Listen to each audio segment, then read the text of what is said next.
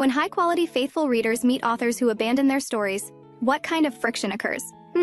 Dare to leave it unfinished? Leave your life behind. Do you all have novels you're following? Some stories you've been chasing suddenly have no continuation, right? The protagonist of this manga we're discussing today is precisely such an author. Unable to tolerate harsh reviews, she abandoned a novel countless times, ultimately enraging a high-quality reader who followed updates regularly, directly causing her sudden death. She is the god who controls the world, and also a fervent novel enthusiast, with her greatest hatred being the act of abandoning stories and leaving them unfinished. If you want to stay alive, finish the story first. Eventually, the author was forced to enter the novel world she had written, personally creating a happy ending, and she needed to assist the male and female protagonists in getting together successfully, requiring them to have a pair of twins. Amber Belladonna the Baroness was the supporting character identity the god carefully arranged for the author, the female protagonist's best friend. Time returns to the night before announcing the novel's discontinuation. Outside, the sky had already darkened, and after finishing a day's work, the author finally dragged her exhausted body home, frantically operating the computer with rapid typing. For this office worker author, the only pleasure was writing web novels. However, while imagination was beautiful, reality proved cruel. Whenever the author harbored dreams of becoming a writer and began writing, countless harsh reviews would completely shatter her confidence, ultimately forcing her to give up due to life's pressures. At this moment, the author was angrily staring at the computer screen, gritting her teeth and saying, "If you're so capable, try writing one yourself." Malicious comments tore the author apart completely, and in her fury, she directly published another discontinuation notice on the computer. This was already the 10th time the author had given up writing novels. Suddenly, sharp pain came from her chest. "Ah, my heart hurts so much." The pain was truly unbearable. Only hearing a thud, the author fell to the ground, losing consciousness. Suddenly, a cold voice reached her ears. "Wake up quickly!" The author jolted awake with a start. The voice continued, "While I'm speaking nicely now, you'd better get up quickly, or you'll regret it." The author was instantly frightened into sitting up by the person before her. She saw a beautiful woman dressed in a white gown, currently looking down at the author with displeasure. The author voiced her inner confusion. "You? Who are you?" The woman blinked her innocent large eyes, pointing at her own face with a helpless expression. "Me? I am God." As soon as the words fell, the author sat on the ground in shock, cold sweat pouring down as she pointed at the woman before her, thinking, "Am I dead?"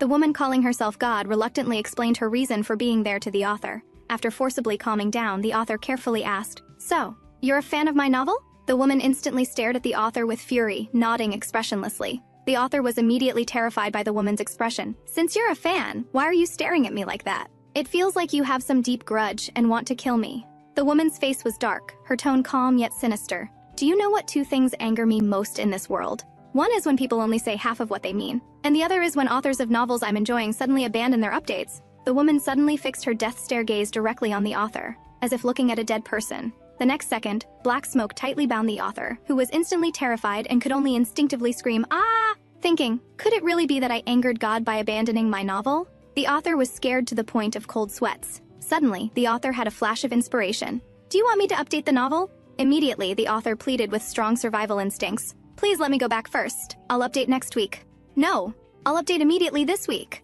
However, having abandoned stories countless times, she clearly could no longer gain God's trust. The woman covered her mouth and chuckled, "I don't believe you. You have no credibility left with me. Think about how many times you've abandoned updates." "No, I swear I'll write desperately this time." The author's words seemed to have an effect. The woman suddenly agreed. "All right then, since you've said so."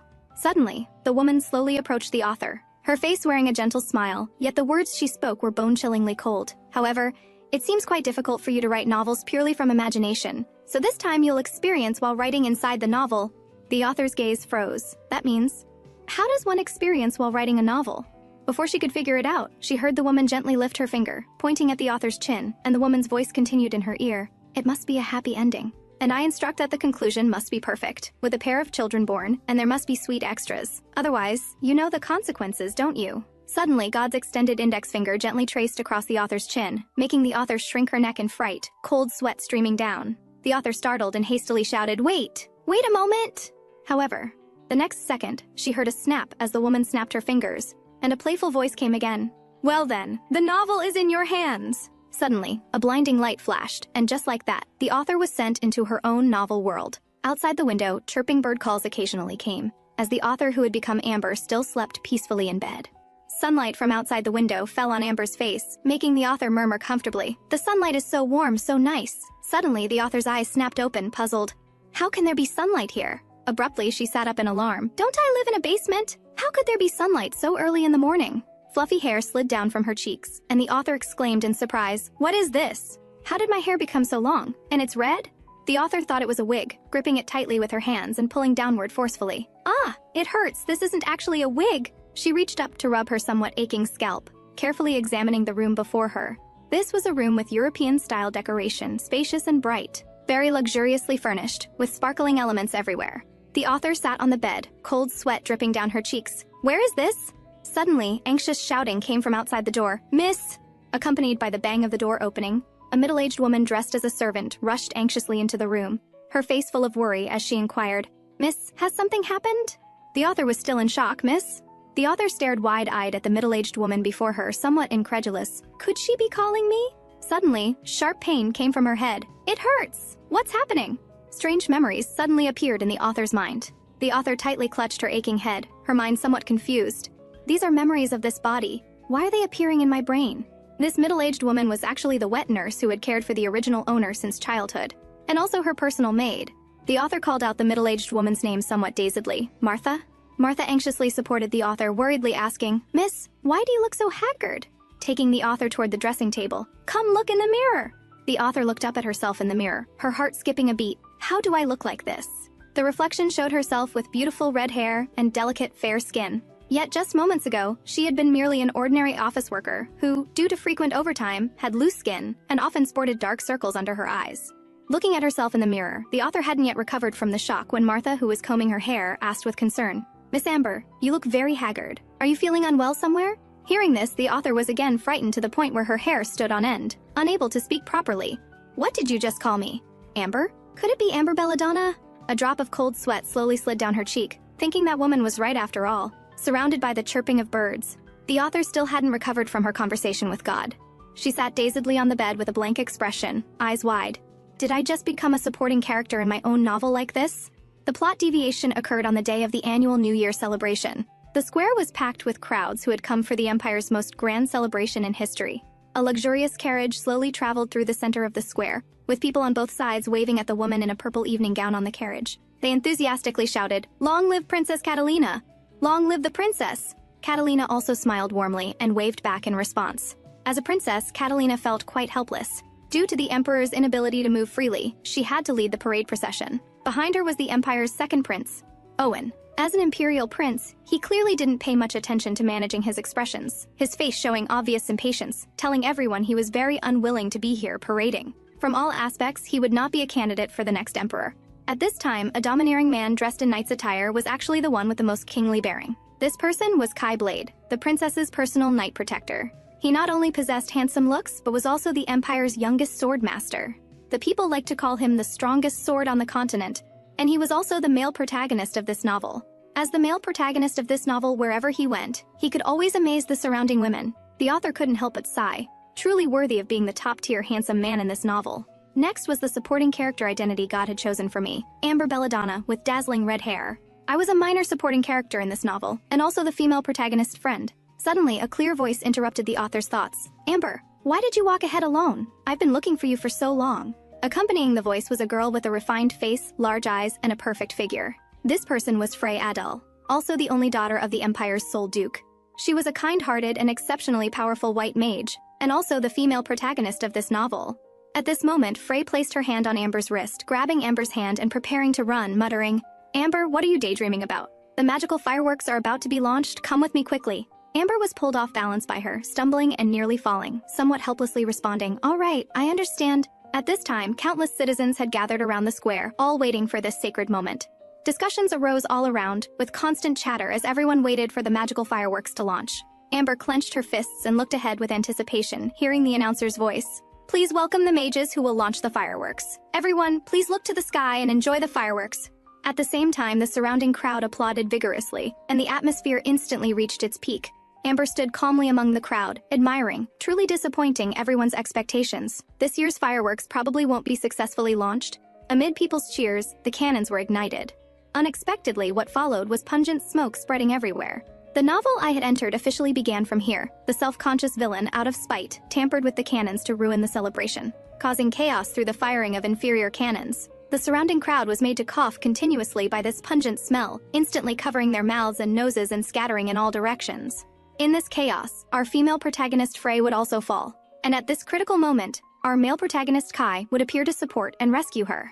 This was the reunion I had arranged in the novel. They were simply destined male and female protagonists. The author placed one hand on her hip and one hand under her chin, looking smug. This is the historic moment when their love begins to sprout. All right. Let's witness this wonderful historic moment. Countdown begins. 3, 2. However, reality was always unexpected. The mages raised their magical cannons and fired on the countdown. The author and Frey both looked expectantly into the distance. With a shout of Happy New Year, bang bang bang, the cannons instantly fired. However, the fireworks filling the sky that people expected didn't appear. Instead, there was a massive explosion. Countless civilians ran in the firelight with helpless screams everywhere. Everyone fled in panic, and the surroundings instantly became chaotic.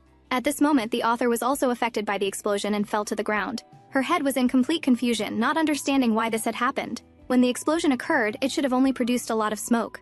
How could it be such a serious explosion? Where exactly had the problem occurred? Suddenly, she felt a warm liquid flowing down her face from her head. She somewhat uneasily reached up to touch it. The sticky liquid stuck to her hand, looking at the bright red in her palm. The author was also frightened, her pupils contracting as she stood there stunned. This is blood! It's over! Why is this explosion so serious? She quickly got up and anxiously searched for the novel's female protagonist, Frey. She shouted forcefully among the crowd, thinking, if something happens to Frey, I'll probably be killed and won't survive until now. I don't want to be killed. Suddenly, a scene in the distance made the author's pupils contract. Amid the rumbling explosions around, she saw Frey lying on the ground not far away, her face covered in blood. The author quickly ran over and anxiously helped Frey up. Frey, wake up quickly! Frey tiredly opened her eyes to look at the anxious author, intermittently uttering 2 words. Amber? Her delicate face was now covered in blood, pale and frightening. Looking at the author, she managed to squeeze out a weak smile and said feebly, thank goodness, you're all right. The author was also frightened by the current situation, anxiously asking Frey, how did you end up like this? Don't talk first. Then she gently placed Frey on the ground and comforted her. Bear with it for now. I'll heal you right away. The author spread her hands and began casting magic from this world. While struggling to cast spells, she comforted the female protagonist, don't worry, Frey, you'll be fine. Although my magical power isn't as strong as yours, I'm also a white mage who knows healing magic. However, despite her prolonged casting, the female protagonist showed no improvement. Frey coughed uncomfortably twice and said in a weak voice, it's useless, Amber. Frey used her last strength to reach out and grab the author who is still casting, I'm already dying. Even in her final moments, the female protagonist didn't forget to instruct the author, you should go save others quickly. The author anxiously shouted, Frey, hold on, what nonsense are you talking about? Pull yourself together. The author tightly gripped Frey's hand, firmly saying, you absolutely will not die. As soon as she finished saying this, Frey passed away in her arms. The author held the female protagonist's body, tearfully saying, I absolutely will not let you die. Looking at the healing magic circle before her, waves of helplessness washed over her. I have a secret I haven't told you. Actually, I'm the author of this novel. Besides the author, who else in this world could decide the protagonist's life and death? The author cried heart-wrenchingly. She desperately thought about where exactly things had gone wrong. It should have started from the day I was transported to this world. Time returns to 5 days before the explosion in the square. At this time, the author and Frey were together selecting gowns to attend the palace banquet. Frey looked at the 2 gowns in her hands and called out in distress, Amber, if we don't hurry up, we'll be late for the banquet, and I still haven't done my hair. The author smiled and held up a beautiful purple gown, saying to Frey, try on this dress again. Thinking, you're the female protagonist of this novel. I must dress you up beautifully. The author thought excitedly, after all, it's the epic meeting scene of the male and female protagonists. The entrance must be stunning enough.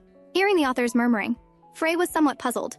What male and female protagonists? Oh no, I accidentally let it slip. The author quickly covered her mouth and hurriedly explained, nothing, you don't need to mind it. Then she quickly changed the subject. Quick, go try it on. And anxiously pushed Frey into the dressing room to change gowns. Watching Frey go in to change clothes, the author sighed in relief. That was close, I almost gave myself away.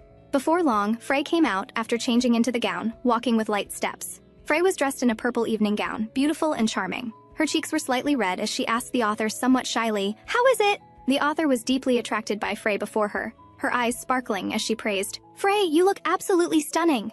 Attending the banquet today, you'll definitely outshine everyone. This is my novel protagonist, Frey Adele. You must fall in love with the male protagonist Kai at first sight at tonight's ball, the author shouted in her heart.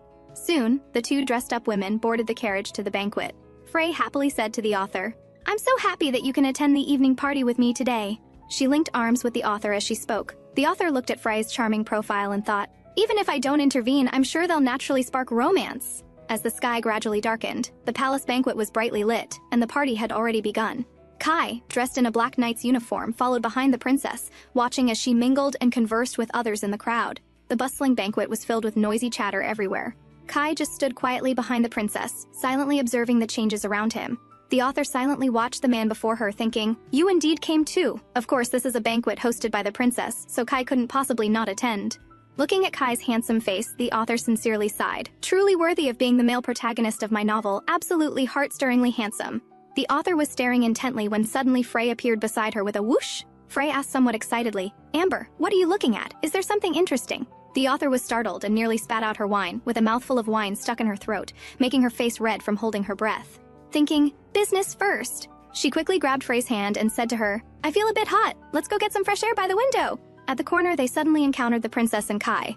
Frey politely said, "Princess, I hope you've been well." The princess smiled and said, "Long time no see," then asked, "How have you been lately?" Frey smiled and replied, "Thanks to your grace, everything has been quite well." The author watched Frey and the princess chatting happily, looking harmonious. Through them, the author's gaze fell on Kai again. Although I described his appearance in the novel, seeing the real person makes me feel somewhat strange. I really want to touch the real thing. The author stared at Kai with a somewhat dazed expression, nearly drooling. Suddenly, the author snapped back to her senses, startled. Why am I having such strange thoughts? My brain must be malfunctioning. Let me quickly drink some champagne to calm down, thinking if I really touched him, I'd definitely be treated as a lunatic. Seeing the author gulping down wine, Frey was shocked and stunned. She quickly whispered advice, "Amber, you can't drink so much at once." The author carelessly wiped her mouth, saying loudly, "It's fine," indicating she was just too happy today. However, the author seemed to have overestimated her alcohol tolerance. Suddenly, her head felt heavy with dizziness, instantly feeling dizzy and disoriented. The author fell straight down, muttering, "Frey, why are you standing crooked? I'm so dizzy." Frey saw something was wrong and quickly came over to support the author. With two thump-thump sounds, the author and Frey both fell to the ground. Poor Frey, trying to support the author, became the author's cushion. The author quickly sat up, holding her dizzy head and asking, "Frey, are you all right? Did you hurt yourself anywhere?" Frey had just sat up, her head still spinning. The author opened her eyes somewhat dazedly and looked around, Why is Kai standing in front? And his expression doesn't look too good. Oh no, the champagne spilled all over Kai. Kai has been drenched by me, Frey said in surprise. "I'm sorry." Looking apologetically at Kai, "Are you all right? Please use this to wipe it off." She quickly took out her handkerchief and handed it to Kai. Kai, drenched in champagne and looking disheveled, accepted the handkerchief and said to Frey, "Thank you." Frey apologized for the author while angrily glancing at her sideways. The author pretended to rub her aching head, ignoring Frey's gaze, but secretly rejoiced. Hee, Kai and Frey have finally met successfully. Afterward, Kai will return Frey's handkerchief, and through their interactions they'll gradually develop feelings for each other. Although this plot is somewhat cliched, classics become classics for a reason. After the male and female protagonists met, the author contentedly went outside the banquet hall for fresh air, thinking, "Frey will definitely blame me for a long time now, but I did all this for you. You'll thank me later." Suddenly, noisy discussion reached her ears. Look, Kai got soaked like a drowned rat and still stayed at the banquet. How unseemly. What kind of knight is he? I really don't understand why the princess keeps someone of such unknown origins, this lowly bastard, by her side. Someone as lowly as Kai, what's there to be proud of? The two continued chattering endlessly, disparaging Kai. The author overheard their entire conversation, thinking, "You people have nothing but family and bloodline. Kai surpasses you by 100-fold in both appearance and The two spoke unabashedly, their conversation growing increasingly vile, just relying on that pretty face to serve her highness night after night, truly worthy of being the princess's lapdog, probably kneeling and fawning for rewards every evening. They mocked loudly while discussing. The author couldn't tolerate this explosive temper and flashed directly in front of the two men, saying politely, "Excuse me for the interruption. May I ask if you gentlemen know where this is?" Perhaps feeling guilty, one of them stammered, This is the palace banquet hall." The author gently brushed the hair by her ear and said coldly, "I see. I just heard some people gossiping here." The author wore a kind smile as she said, "I thought I had wandered into some marketplace alley." The two heard the sarcasm in the author's words, and though feeling guilty, they still tried to maintain composure, then looked at the author with shame and anger, saying irritably, "What are you talking about?" One of them shouted in embarrassed rage, "Do you know who I am?" Unlike their embarrassed fury, the author remained calm and composed. "Though I don't know who you gentlemen might be, you dare to openly say that Her Highness keeps dogs for nightly service. How can such filthy words come from your mouths?" The two were like mice whose tails had been stepped on, their faces flushed with shame as they stammered, "What are you saying?" The author glared at the two before her.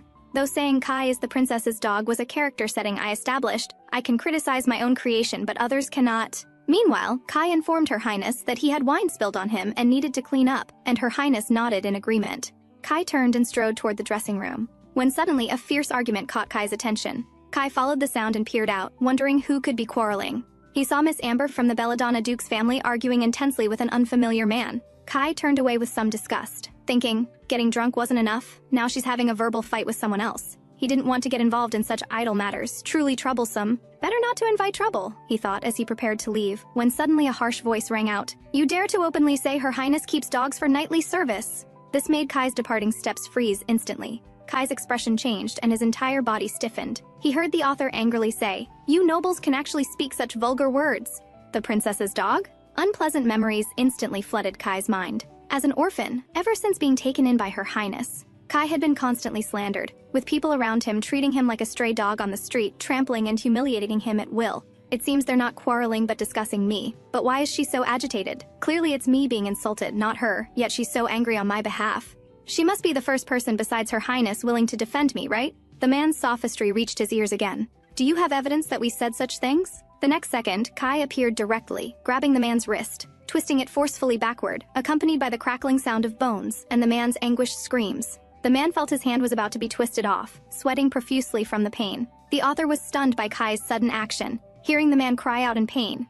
Who are you? He then turned to glance and was instantly terrified, cold sweat dripping from his forehead. Kai said coldly, Isn't the testimony of the person in question enough to prove your blasphemy against the royal family? What more evidence do you need? Should I personally report to Her Highness for it to count as evidence? Seeing it was Kai, the other man panicked and tried to explain. There must be some misunderstanding. Please let me explain. Kai then released his grip and said coldly, Those vulgar words, I have no patience to hear them again. Kai looked at the two with icy eyes, saying mockingly, After all, when I get angry, I'm like a mad dog. As soon as he finished speaking, both men froze in terror, their hair standing on end. Before they could beg for mercy, Kai spoke directly. If you want to plead for forgiveness, wait until you're sober. The two trembled in fear, their mouths agape for a long time but not daring to utter a single word of plea. Days passed like this for several consecutive days. Today's weather was particularly pleasant, and early in the morning the author came to Frey's home. Since the banquet ended, the author had been particularly concerned about Kai's movements. She carefully asked Frey, Has Lord Kai contacted you proactively since the banquet ended? Frey stared intently at the magic book in her hands, answering somewhat dismissively, Not yet, he's probably busy. Then she said carelessly, It's not like it's some precious item anyway. The author looked at Frey's complete lack of concern and felt frustrated. If you don't return the handkerchief, how will you two have any interaction, and how will the story continue? Then Frey smiled and said, Well, what could be wrong with a handkerchief? The author thought she could only blame herself for giving him such a pure and kind maiden character setting. Looking at it this way, Kai isn't exactly easy to deal with either. After asking if I was all right, he never appeared again. Truly at a loss. Suddenly remembering there was an important event today, she hurriedly said, Frey, stop your research! The first day of the Lunar New Year. Today is the New Year celebration, the grandest festival of the year. Then the author directly pulled Frey along, running while saying, Hurry up and change clothes. Let's attend the New Year celebration. Thinking, this is the most important chapter of this novel, and the day when the male and female leads fall in love, the author made up her mind, today I must promote their relationship. I'll do everything I can to make them fall in love. Seeing the sun about to set, Martha anxiously urged me to go home.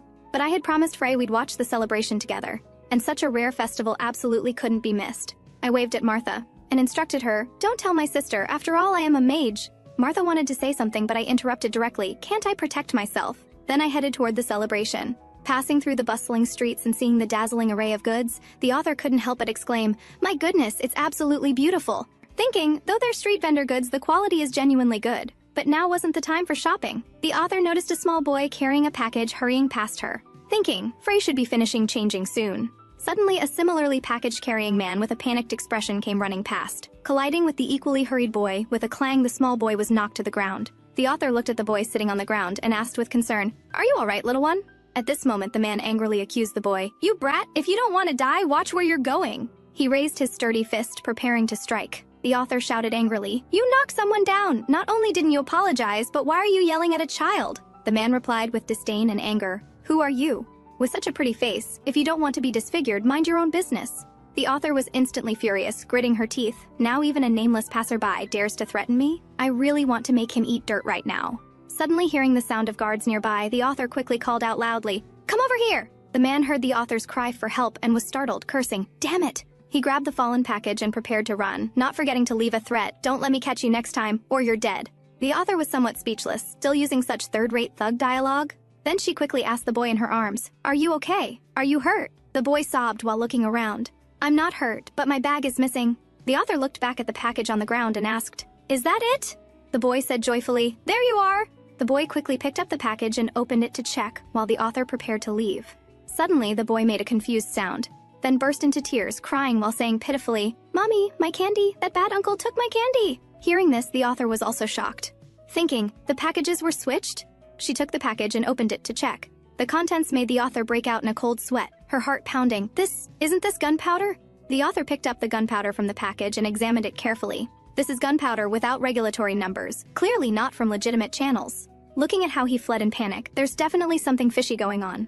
The author felt somewhat guilty, I should have realized then. The novel I wrote seems to be developing in an unknown direction, deviating from my original plot. Countdown begins. 3, 2, 1. With a shout of Happy New Year, bang bang bang, the ceremonial cannons fired instantly, but the expected fireworks didn't appear, followed by crash crash crash explosions. Countless civilians fled in the flames, everywhere filled with helpless cries. Everyone ran in panic. And Frey, the female lead in my story, also died in this accident. I felt as if I had fallen into an endless abyss, enormous fear enveloping me as I held Frey's body in silent anguish. Like this, everything went black and I lost consciousness. When I awoke again, the author found herself in that unfamiliar place. The author sat up abruptly, looking around at the somewhat familiar scenery, a drop of cold sweat sliding down her cheek.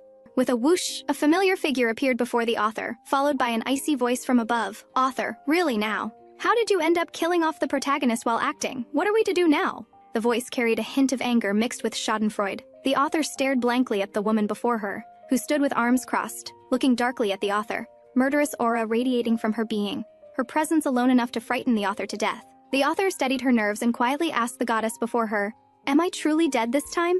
The goddess looked at the author's composed demeanor with some bewilderment, saying proudly without directly answering, "You're quite calm now, aren't you? I know what you're feeling right now." The author understood from this attitude. "It seems I'm not completely dead yet, but by the looks of it, I'm probably not far from it." The goddess sighed and continued, "No matter how dissatisfied you are, you shouldn't have done this.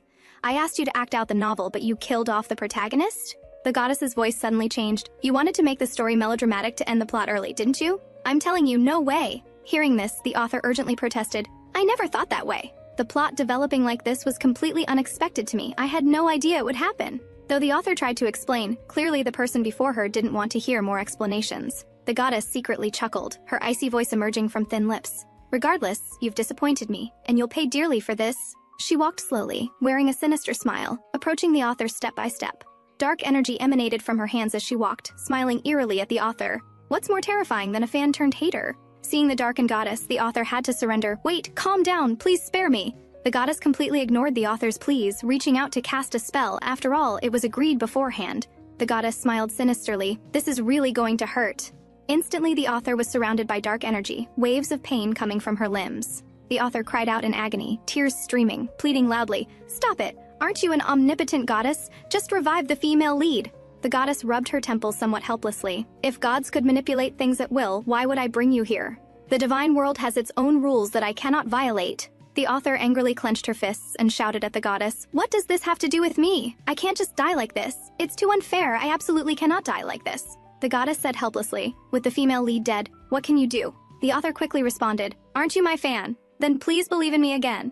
How can a novel end when the author hasn't written the conclusion? The goddess pondered this briefly, and suddenly felt it made sense. She then snapped her fingers with a snap, releasing the spell on the author. The author watched the smoke dissipate, thinking, "My life is finally saved." Before she could feel relieved, the goddess leaned down close to her face and said coldly, "You used to threaten to stop serializing at the drop of a hat. So how do you plan to resolve this now?" Facing the aggressive goddess, the author broke out in cold sweat. Then, as if making some kind of resolution, she patted her chest and said firmly, "I'll go replace her. Won't that work?" "Replace?"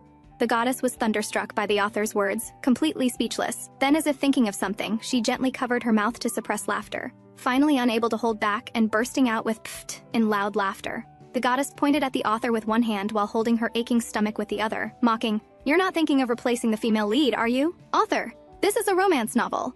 The author looked speechlessly at the goddess, doubled over with laughter, grabbing her outstretched hand with some anger. "What's so difficult about that? Then she seriously pointed the goddess's hand at herself. Just like you said, I'm the author of this novel, and this is a romance novel.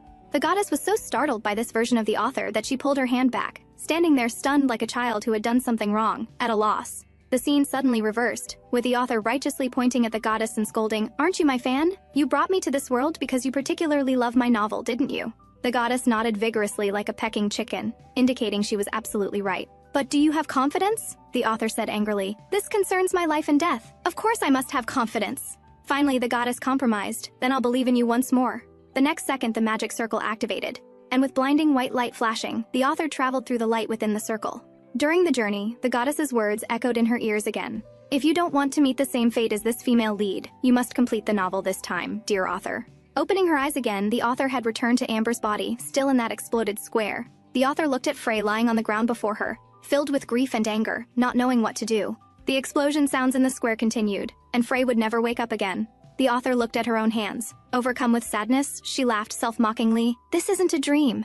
Frey is truly dead." She stared ahead blankly like a soulless doll, unwilling to believe any of this was real. The rumbling explosions continued in her ears, and the author remained stunned with wide eyes, her mind constantly repeating, "Frey is really dead. My female protagonist died just like that." The author still couldn't believe the fact that Frey had died, slapping herself left and right while muttering, "This must be a nightmare. Wake up quickly." She kept hitting her own cheeks, trying to wake herself from this nightmare. Soon her pale cheeks were covered with red marks, sorrowful tears overflowing from her eyes, her heart continuously crying out, "Wake up quickly!" Suddenly a large hand grabbed the author's hand. Looking at the tear-filled author, he comforted gently, "Don't hit yourself anymore." Kai looked at Amber's swollen cheeks with some heartache, using a pleading tone, "Please don't hit yourself anymore." The author's eyes filled with tears as she looked at Kai, biting her lip tightly, her heart full of grievance. The author examined Kai carefully. Suddenly she seemed to discover something. "Kai's waist seems to be injured," the author asked with concern. "Why is there so much blood on you? With such serious injuries, how do you still have time to care for others?" Kai covered his waist wound and crouched on the ground, saying nonchalantly, "It's just a minor injury, nothing serious." Amber felt somewhat angry, thinking, "And you call this nothing serious?" Though angry, the author felt more heartache, thinking, "The female lead is gone. The male lead cannot have problems." So she extended her hands. "Let me heal you." She began chanting magical incantations, and a green healing magic circle expanded beneath her feet. Suddenly, dizziness struck, large drops of sweat sliding down her cheeks. "Oh no, my magical power is running low. No, I must persevere. I just lost Frey. I cannot lose Kai too." With this thought, the author's body suddenly burst with powerful light, and under the strong healing magic, Kai's waist wound slowly healed. The author looked at Kai's healing wound with relief, thinking, "Success!" Kai looked at his healed wound with surprise, saying somewhat incredulously, "My wound has healed." Unlike Kai's relief, the author looked at Kai with complete seriousness, speaking in a pleading tone. "Please don't die without my permission." The author panted heavily from exhaustion, large drops of sweat sliding down her cheeks due to magical power depletion. Kai hadn't yet recovered from the author's words when he looked at her with concern. "You look very tired." Before hearing Kai's complete words, my vision went black and my body swayed as I fell to the side. At the moment of fainting, the author vaguely saw Kai reaching out anxiously toward her, and like this, the author fell to the ground with a thud, completely unconscious, falling into deep nightmares. Every morning, the author would wake from nightmares. With a series of startled cries, the author woke from her nightmare. Her personal maid, Martha, anxiously ran into the room asking, "Miss, did you have another nightmare?" The author was seen panting heavily, cold sweat sliding down her pale face. Looking at the author sitting dazed on the bed, Martha asked with heartache, "You've been having nightmares for many days now." The author was calmer than she had imagined, only hearing her say sadly, "Martha, clothes? Please bring me my clothes?" Martha asked somewhat puzzled. What clothes?" The author covered her heart, her pale face full of sorrow. "Today is Frey's memorial service. I need to go see her." Matching the author's sorrowful mood, the sky was filled with continuous rain. Among the flower arrangements, a tombstone stood alone, clearly inscribed, "Frey Al." Today, people held a memorial service for Frey. Though it was pouring rain, the number of attendees didn't decrease. The author quietly looked at Frey's tombstone, her eyes full of sorrow. The New Year celebration explosion had many injured, but Frey was the only fatality.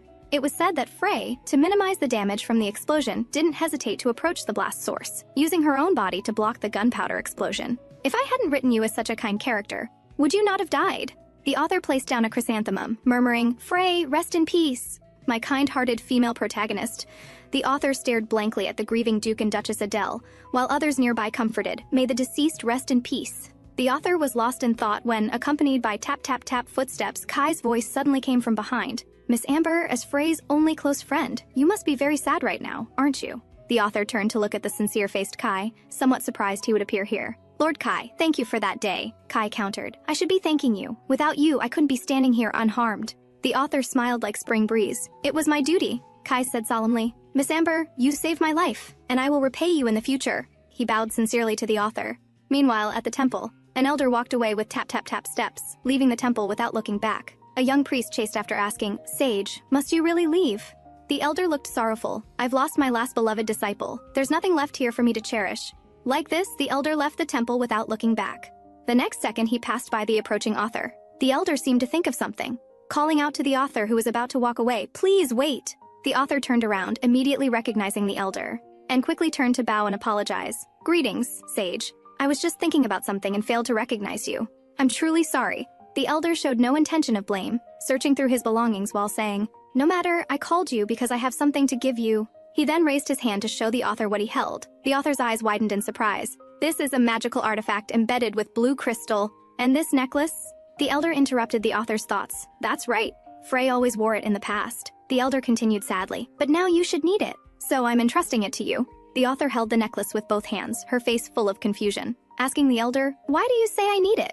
The elder didn't directly answer the author's question, but looked at the author meaningfully and continued, For the same reason I gave it to Frey originally. Things seemed to become increasingly mysterious. This was a magical necklace. Whoever possessed it could become the female protagonist of this world. The author recalled how one day Frey had excitedly told her, Amber, my teacher gave me a necklace. He said he had fulfilled his mission. And after giving me this necklace, he left. The author carefully examined the necklace in her hands, asking the elder, May I really accept this necklace that belonged to Frey? The elder didn't answer directly. He gently lifted the author's hand and kissed it, blessing her. May God bless you to turn misfortune into fortune. The author thought, This sounds strange. Does the sage know my true identity? At this thought, cold sweat immediately broke out, so she quickly asked, Sage, do you know my true identity? The elder laughed heartily without directly answering. When you reach my age, you'll naturally understand. He then said something deeply meaningful. I hope you can always remain the owner of this necklace. After speaking, he left without looking back. Meanwhile, in the princess's office, Princess Catalina sat in her office chair with a worried expression. She irritably kept tapping the desk's surface with her hand. Soon a guard opened the door to report, Your Highness, Lord Kai has arrived. Let him in, the princess replied coldly. Soon Kai walked into the office with tap-tap steps, and the guard bowed and withdrew. The atmosphere immediately became oppressive. Princess Catalina asked Kai seriously, How is the matter I assigned to you progressing? Kai answered mechanically, There's been no progress so far. The divine artifact remains missing. Catalina slammed her fist on the desk with a bang, angrily saying, The coronation ceremony is approaching, yet there's no word of the divine artifact. Is this how you handle things? Catalina said through gritted teeth with fury. How can the coronation ceremony proceed without the divine artifact? Legend had it that when the Empire's founding emperor established the nation, he received divine revelation and thus obtained 5 treasures.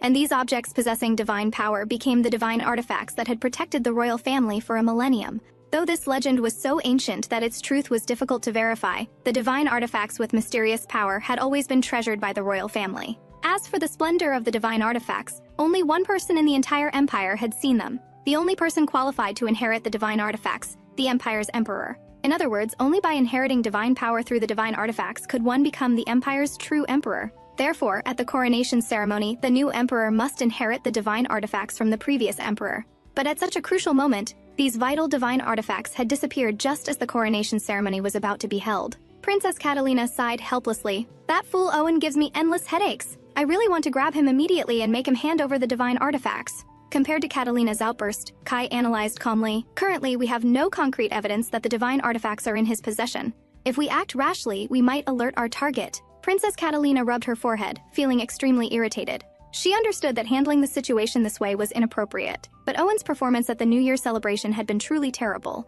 Her brother was a greedy individual who always caused troubles he couldn't resolve himself. And in the end, she, as his sister, had to clean up his messes. Catalina looked helpless, waving her hand as she delivered an ultimatum to Kai. Before the coronation ceremony takes place, you must find the sacred artifact. Since the outside world believed Kai was recovering from injuries, Catalina specifically instructed him to act carefully and resolve matters quickly to avoid complications. Kai responded solemnly, Yes, Your Highness. Walking out of the palace, Kai gazed at the star-filled sky, thinking to himself, Soon Princess Catalina would celebrate her 25th birthday, and on that day she would receive her coronation and become the Empire's first empress. However, the time left for Kai to search for the sacred artifact was at most half a year. In the quiet depths of night at Baron Belladonna's estate, bright stars hung in the sky, twinkling continuously. Inside the house, the author lay listlessly on the soft bed, staring at the necklace in her hand with some emotion. I never expected this necklace would end up in my possession. The novel she wrote, The Search for the Sacred Artifact, primarily told the story of the male and female protagonists searching together for the royal family's missing sacred artifact, and this necklace was the most crucial clue. Although the female protagonist had now been replaced by her, the story's beginning still matched the novel's content. The author looked at the necklace in her hand and silently made a firm resolution, then gripped the necklace tightly and murmured, "Before the plot changes, she must act quickly. To fulfill her promise to Frey, she absolutely cannot sit idle." Thinking of this, her gaze became determined as she suddenly sat up from the bed, then anxiously called out loudly for her maid. "Martha! Martha! Martha!" Following a series of pattering footsteps, Martha appeared before the author carrying a candle, her face full of drowsiness. She yawned and inquired, "Miss, it's still before dawn. What are your orders?" Seeing Martha's sleepy face, the author felt apologetic, but given the urgent circumstances, she could only apologetically tell Martha that she needed to go out in the morning and asked her to prepare. Hearing that her mistress wanted to go out, Martha was slightly startled and asked, "Miss, where are you rushing to go?" "To the Blade Estate," the author told Martha with determination. Martha was shocked upon hearing this. That's all the way to the capital's outskirts. Martha was even more astonished when she heard the author wanted to find Kai. "That's the Blade Estate. I heard it's located in the Black Forest." "That's in the distant Black Forest. They say it's a strange estate rarely visited by people, and it makes strange thumping sounds at night." Just as dawn was breaking, the author arrived at the Blade Estate. Looking at the estate before her, she couldn't help but sigh.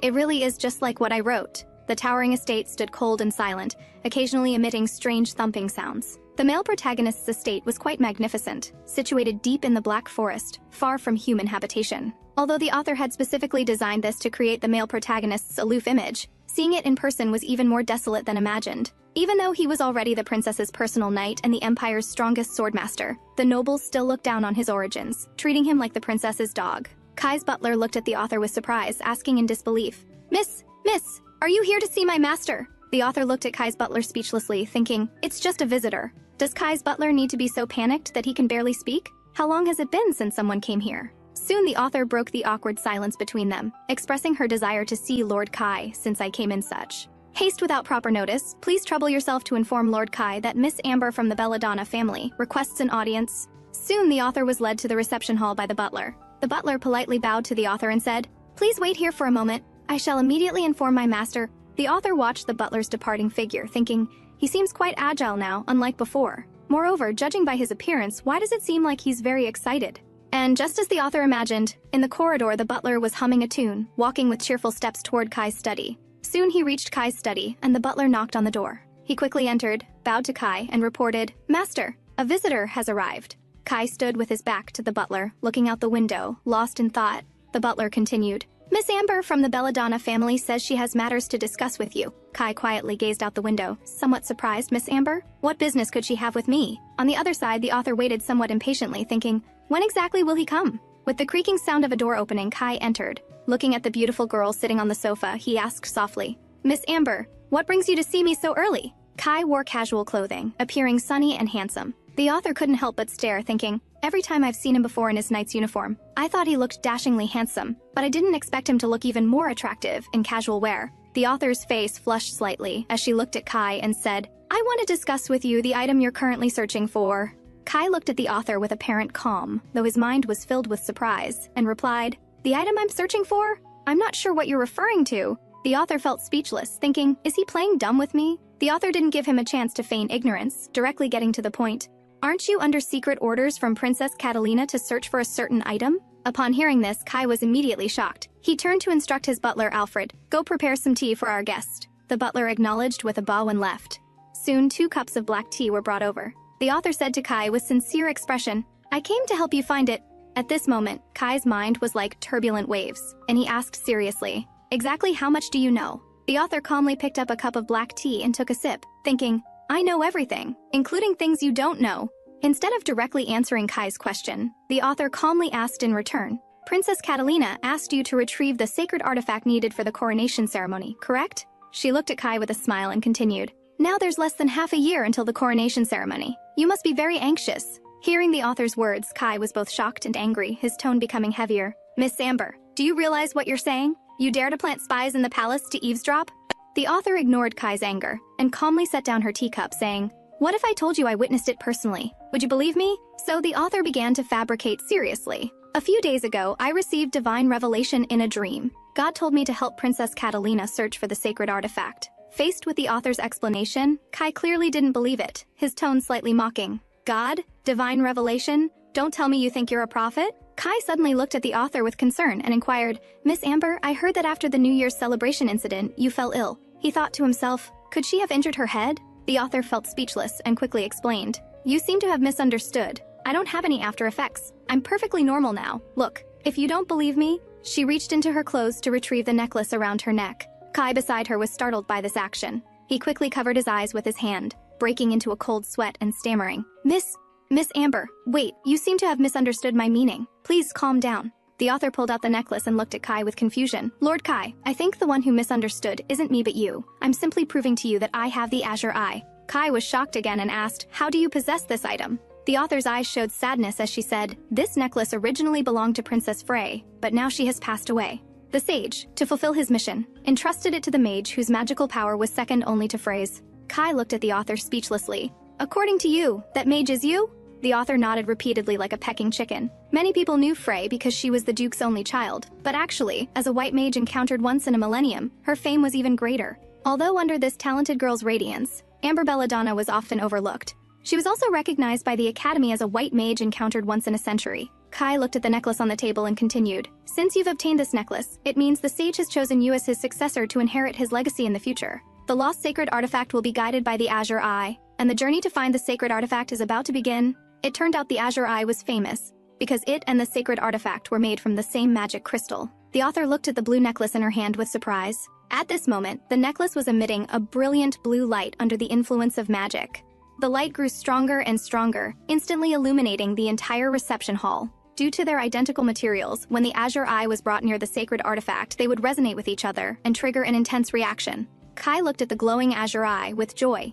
This means we can use the Azure Eye to determine the location and whereabouts of the sacred artifact. Kai looked at the author incredulously. Could it really be because of divine revelation? Of course that was a lie. However, everything she said afterward was true. Because in the novel, after Kai learned about the Azure Eye's function, he would actively seek out Frey and ask for her help. But now Frey was gone, so she must shoulder this responsibility. The author looked at Kai. You must know about the explosion at the New Year's celebration. It was actually a scheme orchestrated by Prince Owen to steal the sacred artifact. The author's words left Kai utterly shocked, and he asked excitedly, how do you know all this? The author answered calmly, I know you're curious, but I can't tell you. It's just that because of Prince Owen's ridiculous desires, I lost my best friend. In the novel, Owen was a fool who only knew how to envy his sister, which is why he wanted to sabotage the coronation ceremony. He used the New Year's celebration to create chaos, then steal the sacred artifact during the confusion. What better reason could there be in the world than seeking revenge for someone precious? Although I desperately want Prince Owen to be punished, unfortunately I have no effective evidence nor the authority to punish him. So what's the best revenge I can inflict on him? The author asked Kai with a smile. It would be to personally destroy what he desires most. Lord Kai, you previously said you wanted to repay your debt to me for saving your life, didn't you? The author's words left Kai stunned speechless. The author continued, now is the time for you to repay me. Kai was completely overwhelmed. Miss Amber, this? The author looked at Kai teasingly. I heard that Lord Kai is a man of his word. Kai rubbed his forehead and sighed helplessly. I did want to repay your kindness, but I never expected to encounter this situation. His tone was sincere. Searching for the sacred artifact is a secret mission from Princess Catalina. I cannot decide on my own whether Miss Amber can participate in this task. I need to consult with Princess Catalina first. I will respond as quickly as possible. After speaking, he swiftly left the estate for the palace. At this moment, the author felt completely exhausted. After all this effort, the novel's plot had only progressed to the prologue, and she was nearly dying of nervousness.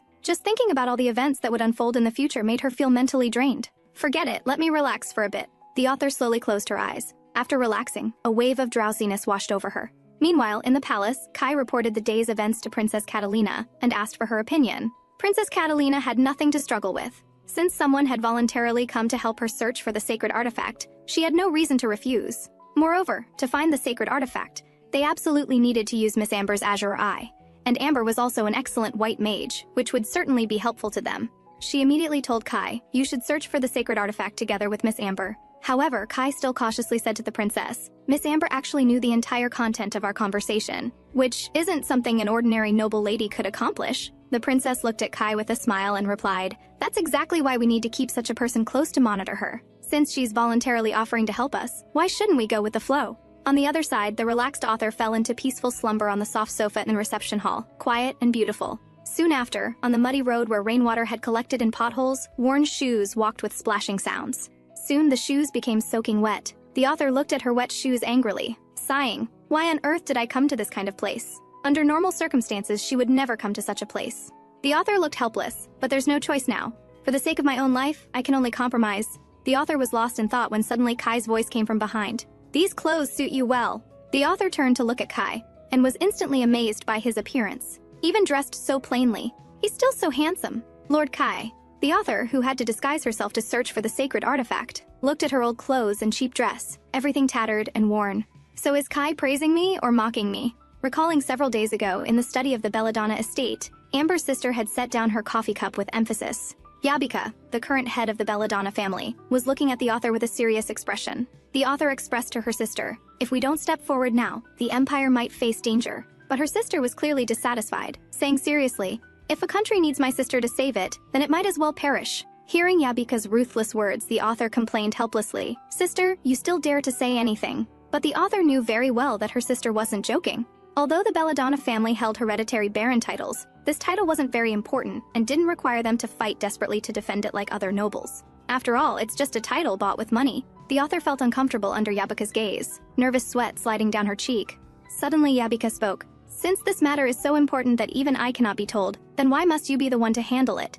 Is it because of Frey?" The author was startled by Yabika's words, her eyes instantly becoming sorrowful, and a tear slid down her cheek. Clearly Yabika had guessed correctly. Seeing the author's reaction, Yabika understood everything and said with disdain, "If it's because of this, I advise you not to be too stubborn. Friends are nothing more than passing clouds." The next second, the author clenched her fists and shouted angrily, "Shut up! Although I call you sister, I'm sorry, but I cannot accept you speaking about my friend this way," only to hear Yabika respond coldly, childish. "I can't accept an emotionally driven sister either." Returning to her thoughts, the author looked at Kai again, thinking that Kai in casual clothes did look rather convincing.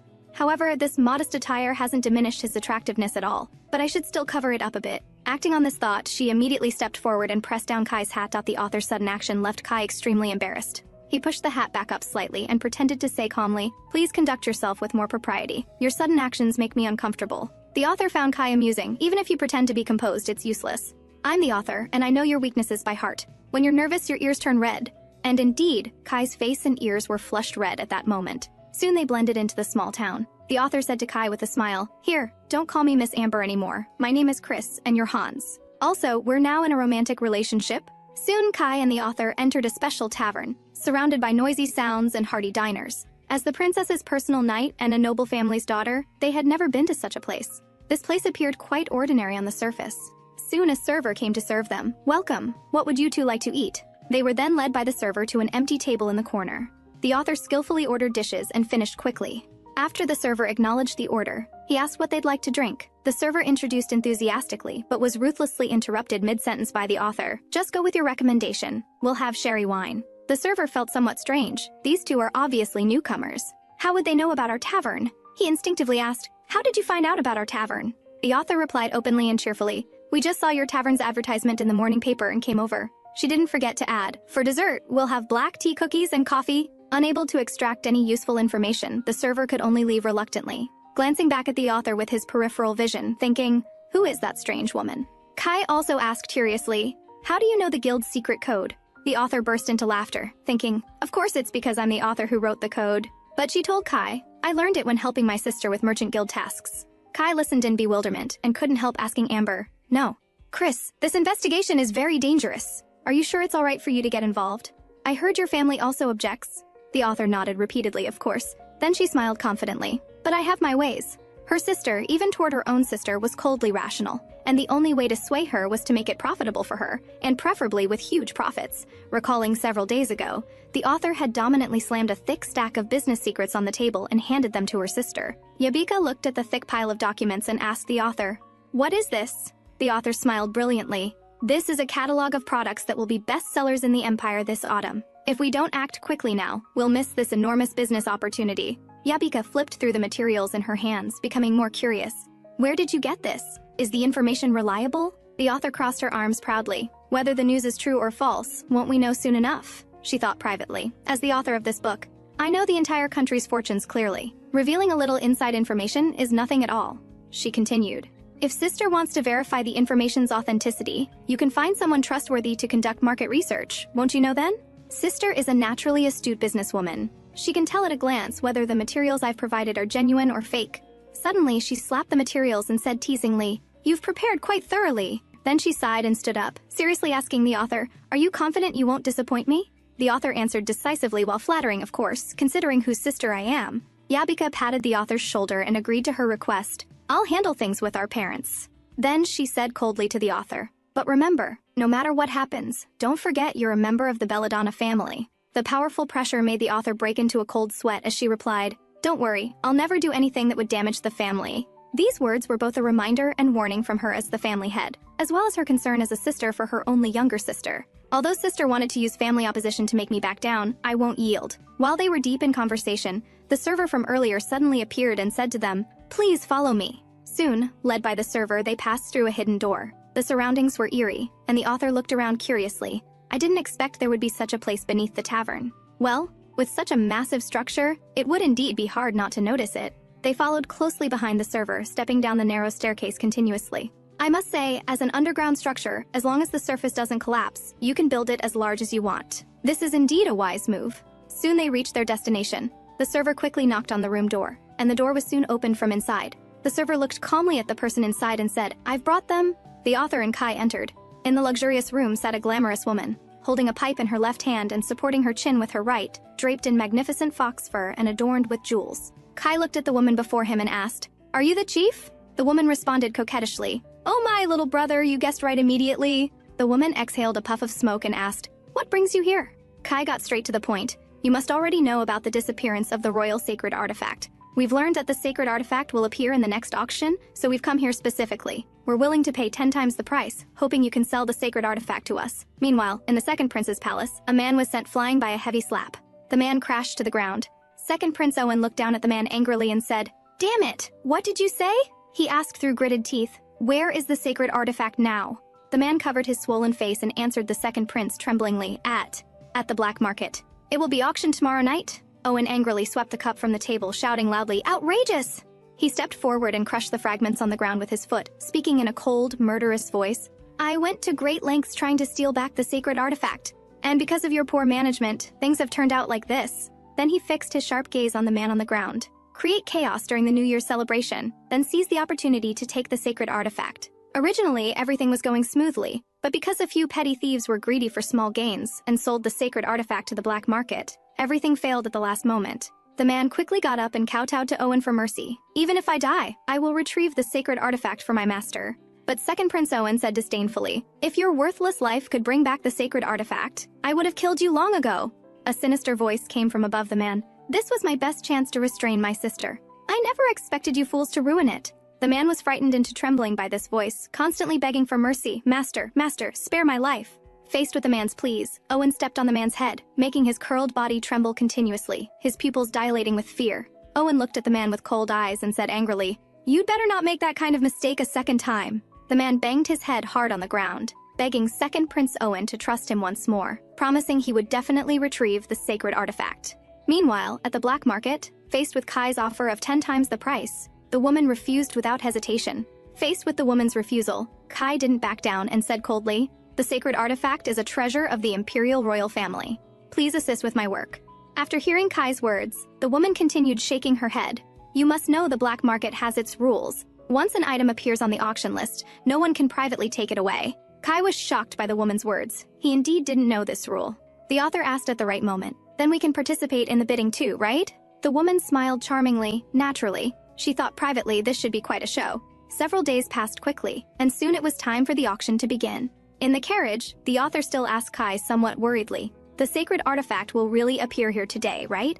Kai answered confidently, "This is information I heard from the guild chief herself. It can't be wrong." The author looked out the carriage window, nervously swallowing, thinking, "The sacred artifact will be auctioned tonight?" Although it's called a black market because many people trade expensive gems and artifacts here, it has already formed quite a large scale, so the auction time and location are different each time. The venue for this auction was set in the abandoned suburban mansion of a fallen noble family. All attendees of the auction would wear masks and dress in elegant attire. So the author and Kai also picked up their prepared masks. Soon, both the author and Kai had changed into their disguises. The author gently adjusted the mask on her face, and under this ensemble, both of them appeared particularly mysterious. Before long, they arrived at the auction venue. Quite a crowd had already gathered for the auction, creating a bustling atmosphere. However, the guards had not relaxed their vigilance despite the mansion's dilapidated state. Instead, security was even more stringent. Suddenly, the author grabbed Kai's arm from behind and urged, "We're running late, let's hurry inside." The author's sudden action startled Kai. Kai's ears turned red as he stammered, Please don't touch me so casually." The author smiled faintly. "You seem to have forgotten that we are a couple now." Then she tightened her grip on Kai's arm and playfully winked at him. "If a couple appears too distant, what will you do if people notice?" Kai looked helpless as he replied, "Understood. Then let's begin our mission." Soon they reached the auction entrance, where a tall, burly man stood guard at the entrance. Seeing them approach, he extended his hand toward them. "Please present your invitation." Kai handed an invitation to the large man. The man looked at the invitation and couldn't help but swallow. "This is an invitation from the guild chief. There shouldn't be any problem with this." Soon the tightly closed doors creaked open from inside, and a respectful voice came from within. "Please enter." Upon entering the room, they were greeted by a luxurious and spacious hall. Although this was a novel world of her own creation, seeing it in reality still left her shocked. Wow, the inside is completely different from the outside. This truly deserves to be the Empire's most famous auction house. How magnificent and splendid. The entire room was resplendent with gold and jade, and everyone present was dressed in fine garments. Suddenly, a cacophony of discussion reached the author's ears, making her think, "I originally thought Kai wearing a mask wouldn't attract attention. It seems I was mistaken." Instantly, a sense of crisis washed over her. "I need to keep him firmly by my side and not let these women entangle him." She could hear many women nearby discussing Kai. "Look at that man. He's so handsome." Faced with the surrounding chatter, Kai had his own filtering system and asked the author somewhat nervously, "Are you certain we'll find what we're looking for here?" The author replied with complete confidence, "Don't worry, it's definitely here." To prevent the divine artifact from reacting strongly with the necklace, they had used magic to weaken the necklace's power before coming here. But they never expected the necklace's reaction to still be this intense. It seems there's definitely more than one divine artifact here. The author thought to herself. Soon the auction began. A masked man stood in the center and announced loudly, "Welcome, distinguished guests. The items in today's auction will surely amaze you all. If you miss this opportunity, you'll surely think about it day and night with deep regret." Looking at the auctioneer on stage, the author complained silently, "Why does he talk exactly like a TV shopping host?" Soon the first auction item was brought forward, and the auctioneer enthusiastically introduced, "This is a treasure passed down through generations of a historic family. We obtained it with great difficulty." The next second, the cloth covering the item was removed. It is the legendary emerald earrings with mysterious power that can protect their owner. Kai looked somewhat disappointedly at the author. The divine artifact we're looking for hasn't appeared yet. However, the author's attention was clearly captivated by the item on stage, exclaiming, "Wow!" Although it's not a divine artifact, it still looks quite nice. Seeing her excitement, Kai reminded her, "Please don't act rashly." The author's eyes lit up. "Want me to restrain myself? Impossible." Soon someone raised their paddle, and a man called out to the stage, "Number 17, 6,500 crowns." It seemed quite a few people liked this item, as soon another woman called out, "Number 16, 8,000 crowns." Just as the auctioneer called again, "Number 16, 8,000 crowns. Does anyone else want a bid?" The next second, the author raised her number 32 paddle, "Number 32, 20,000 crowns." Everyone around was shocked by the author's bid, exclaiming in surprise. Kai beside her was also startled by the author's sudden action. Cold sweat dripped from Kai's face beneath his mask as he asked the author, "What are you doing?" The author calmly replied, "I'm bidding." The auctioneer was also caught off guard by such a high price and quickly called, "Number 32, 20,000 crowns once. Number 32, 20,000 crowns twice. Is no one else bidding? Anyone want to make an offer?" The auctioneer struck his gavel with a loud bang. "Number 32, sold." Soon the author completed the transaction with the auction house. Staff handed the item to the author, while those who failed to win the earrings were furious. Having obtained the earrings, the author immediately put them on, and the blue earrings sparkled as they hung from her ears. The author asked Kai happily, "How do they look? Don't they suit me perfectly?" But Kai was somewhat angry and said loudly, "We didn't come here to shop for fun." Kai questioned the author, "Why did you deliberately do this? Are you angry because of what I said earlier?" The author casually brushed it off. "How could that be?" She hinted to Kai again. "Didn't I tell you? These earrings are really excellent. Such high-purity sapphires are not common." Kai's slow mind seemed unable to grasp the author's hint. He still thought the author was angry and sincerely apologized. "I didn't mean to oppose you, so could you please not look at me with those eyes? Even through the mask, I can see them." Suddenly the author laughed mockingly. "Haven't you been thinking since earlier that I'm unsophisticated, like some landlord's foolish daughter?" Kai quickly denied. I haven't." Faced with such an aggressive author, Kai felt somewhat troubled. He sighed and said, "We came here for something very important. We're not here to buy useless things, so please don't do anything more attention-grabbing." After hearing Kai's words, the author's gaze turned cold. This time, she was truly angry. The next second, she suddenly turned around and said to Kai with a distant tone, "Fine then, just wait and see whether it's truly useless or not. But it seems I'm interfering with your work, so I'll take my leave first." Kai quickly explained, "I didn't say you did something useless." The author had no intention of listening to his explanation, and her distant voice came again. "The auction is about to start. You should go in first. I need to get some fresh air and clear my head." With that, the author strode away without looking back. Kai obediently replied, "All right, then I'll go guard the auction and wait for the divine artifact to appear." The author grew angrier as she thought, he actually just walked away without looking back. Does he dislike me that much? But being angry wouldn't help. For the sake of her precarious life, she had to win over Kai no matter what. The author clenched her fists angrily and thought, "Just wait. You're ignoring me now, but someday you'll fall hopelessly in love with me." Because the author was too focused on being angry, she was suddenly bumped by an oncoming man, which instantly brought her back to her senses. The author's mood became even worse as she thought, what kind of person bumps into someone without apologizing? She turned her head unhappily to look. This look was quite a shock. The author immediately exclaimed in surprise, "Huh? This man isn't wearing a mask, which means he's not here for the auction." Looking at the man's blurry profile, the author felt she had seen him somewhere before, but his face didn't look like that of a nobleman at all. In an instant, memories of the man flashed through the author's mind, and she vaguely recalled the fierce-looking man from before the explosion. The memory became clearer. He was the bastard who had knocked down the child during the New Year celebration, and then cursed as he walked away. The author clearly remembered that she had even dreamed about him that night, and now this man was right before her eyes. The author was instantly stunned in place with shock. Suddenly, the author thought, he's the murderer who killed Frey. She thought she absolutely couldn't let him escape like this. With this thought, the author lifted her heavy skirt and strode after him. The author constantly weaved through the crowd, afraid of losing sight of the man ahead. She occasionally apologized to the surrounding crowd. "Excuse me, sorry for the trouble." The man ahead seemed to sense something, and suddenly turned into a side passage. When the author pushed through the crowd and entered the passage, it was completely empty with no sign of the man. The author looked around at the rooms on both sides of the corridor, wondering, how could he disappear? Where did he go? But in a room she couldn't see, through a slightly open door crack, a pair of crimson eyes were staring intently at her. Just as the author was about to walk past the room, the man suddenly burst open the door and quickly covered the author's mouth with a towel from behind. The sudden attack made the author's eyes widen with fear. She struggled violently, and her mask fell to the ground during the struggle. But her struggle was futile because this wasn't an ordinary towel. It was laced with a narcotic drug. Despite her violent struggling, she ultimately couldn't resist the drug's effects, and the author slowly closed her eyes. When she woke up again, she found herself in a dimly lit, unfamiliar room, with occasional whispered conversations nearby. "Are you sure it's her?" "No mistake." The author slowly opened her eyes, and the whispering continued. "When I bumped into that brat that day, they were together." Due to the drug's effects, sharp pains shot through the author's head, making her cry out, "Ah, my head hurts so much." Hearing the author's voice, the nearby conversation stopped. They looked toward the author, both thinking, she woke up so quickly? Seems they used low-quality drugs. The two men walked over with heavy footsteps, looking down at the author condescendingly. One man said with ill intent, "Beauty, awake now?" The other man angrily shouted at the author, "You jinx! If it weren't for you, our plan wouldn't have failed." The author looked at the man with hatred in her eyes. "The festival explosion was indeed related to you. It's because of you that my friend died."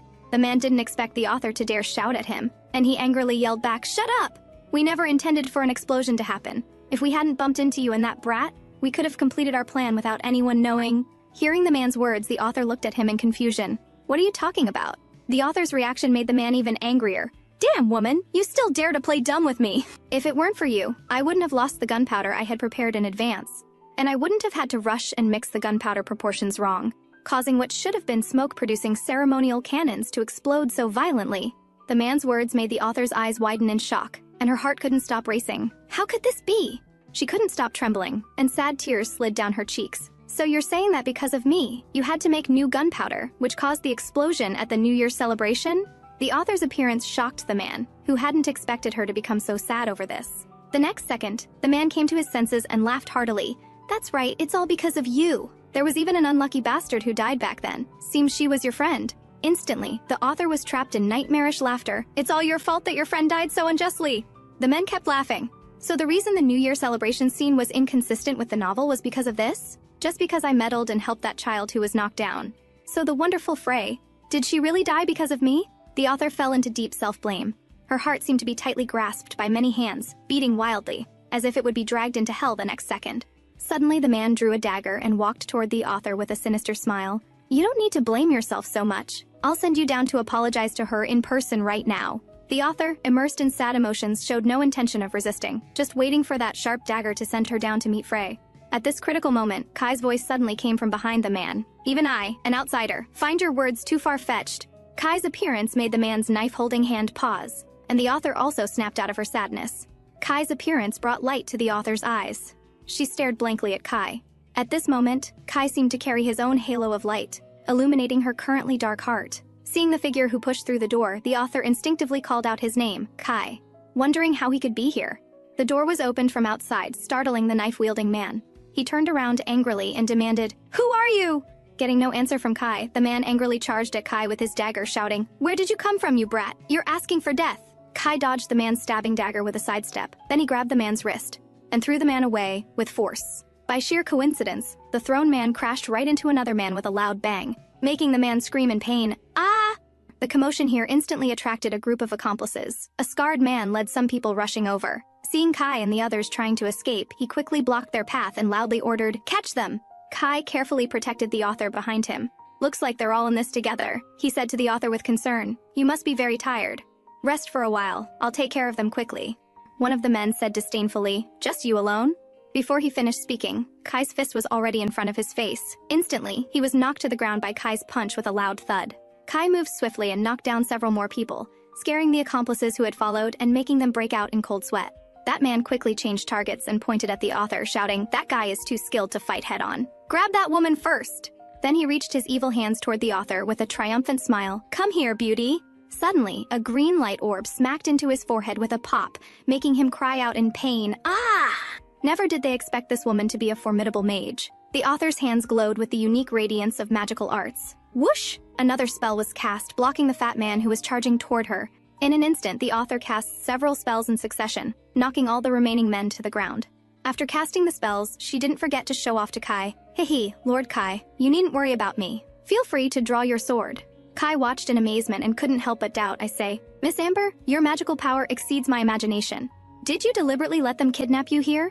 The author evasively laughed it off. Doing this would indeed disrupt our original plan, but there's no choice. To catch these thugs, we need to use some methods. The man on the ground, seeing them chatting so casually, angrily wiped the blood from the corner of his mouth. He looked up at Kai and the author and angrily shouted, "You two arrogant fools dare to chat in front of me!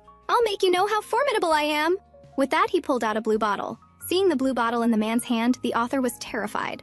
While Kai didn't know what it was, as the author of this book, she certainly did. The author quickly ran to Kai's front, cursing continuously, "What a madman!" Kai was startled by the author's sudden action and asked in confusion, "Miss Amber?" At the same time, the man had angrily thrown the blue bottle. The author quickly reached out trying to catch the falling bottle, her heart extremely tense, with sweat sliding down her cheeks. But things are always so unexpected. Despite the author's best efforts to catch it, she still missed it by a hair's breadth. The blue bottle fell accordingly. It hit the ground with a crisp sound. A stream of black mist puffed out immediately. The black fog spread rapidly throughout the room. Kai anxiously asked the author, "Are you all right? What is this thing?" Just as Kai was walking toward the author, she quickly shouted to stop him, "Don't come over!" Kai immediately stopped. The author coughed twice from the smoke, lightly covering her nose and mouth, with cold sweat involuntarily sliding down her cheeks. She looked seriously at the smoke and said, "This is poison." Her body, affected by the poison, made casting spells increasingly difficult, and sweat kept streaming down. The author gritted her teeth tightly and released magic. "I must quickly suppress the poison spread." The toxic gas swirled chaotically within the magic circle. The man gloated maliciously on the side. "Even if you suppress it now, it's useless. You're already poisoned. You're about to be finished, haha." Kai angrily stepped forward and punched the man in the face. "Shut up!" Then he quickly ran toward the author. "Miss Amber!" At this moment, the author, due to poisoning and intense spellcasting, was at the end of her strength, barely supporting herself on the ground with both hands. The man also fell to the ground with a thud under Kai's punch. Kai knelt on one knee and anxiously asked the author, "Are you all right?" He saw the author's face covered in sweat, extremely weak, her body shaking uncontrollably. She thought, good thing Kai listened to my advice and avoided it. Suddenly, the author couldn't stop coughing. She opened the hand covering her mouth, and inside was bright red blood. She said weakly, "I'm poisoned." Suddenly, the author removed the earring from her ear and handed it to Kai. "Take this." Kai took it in confusion. The author continued, "Please take these earrings to the academy.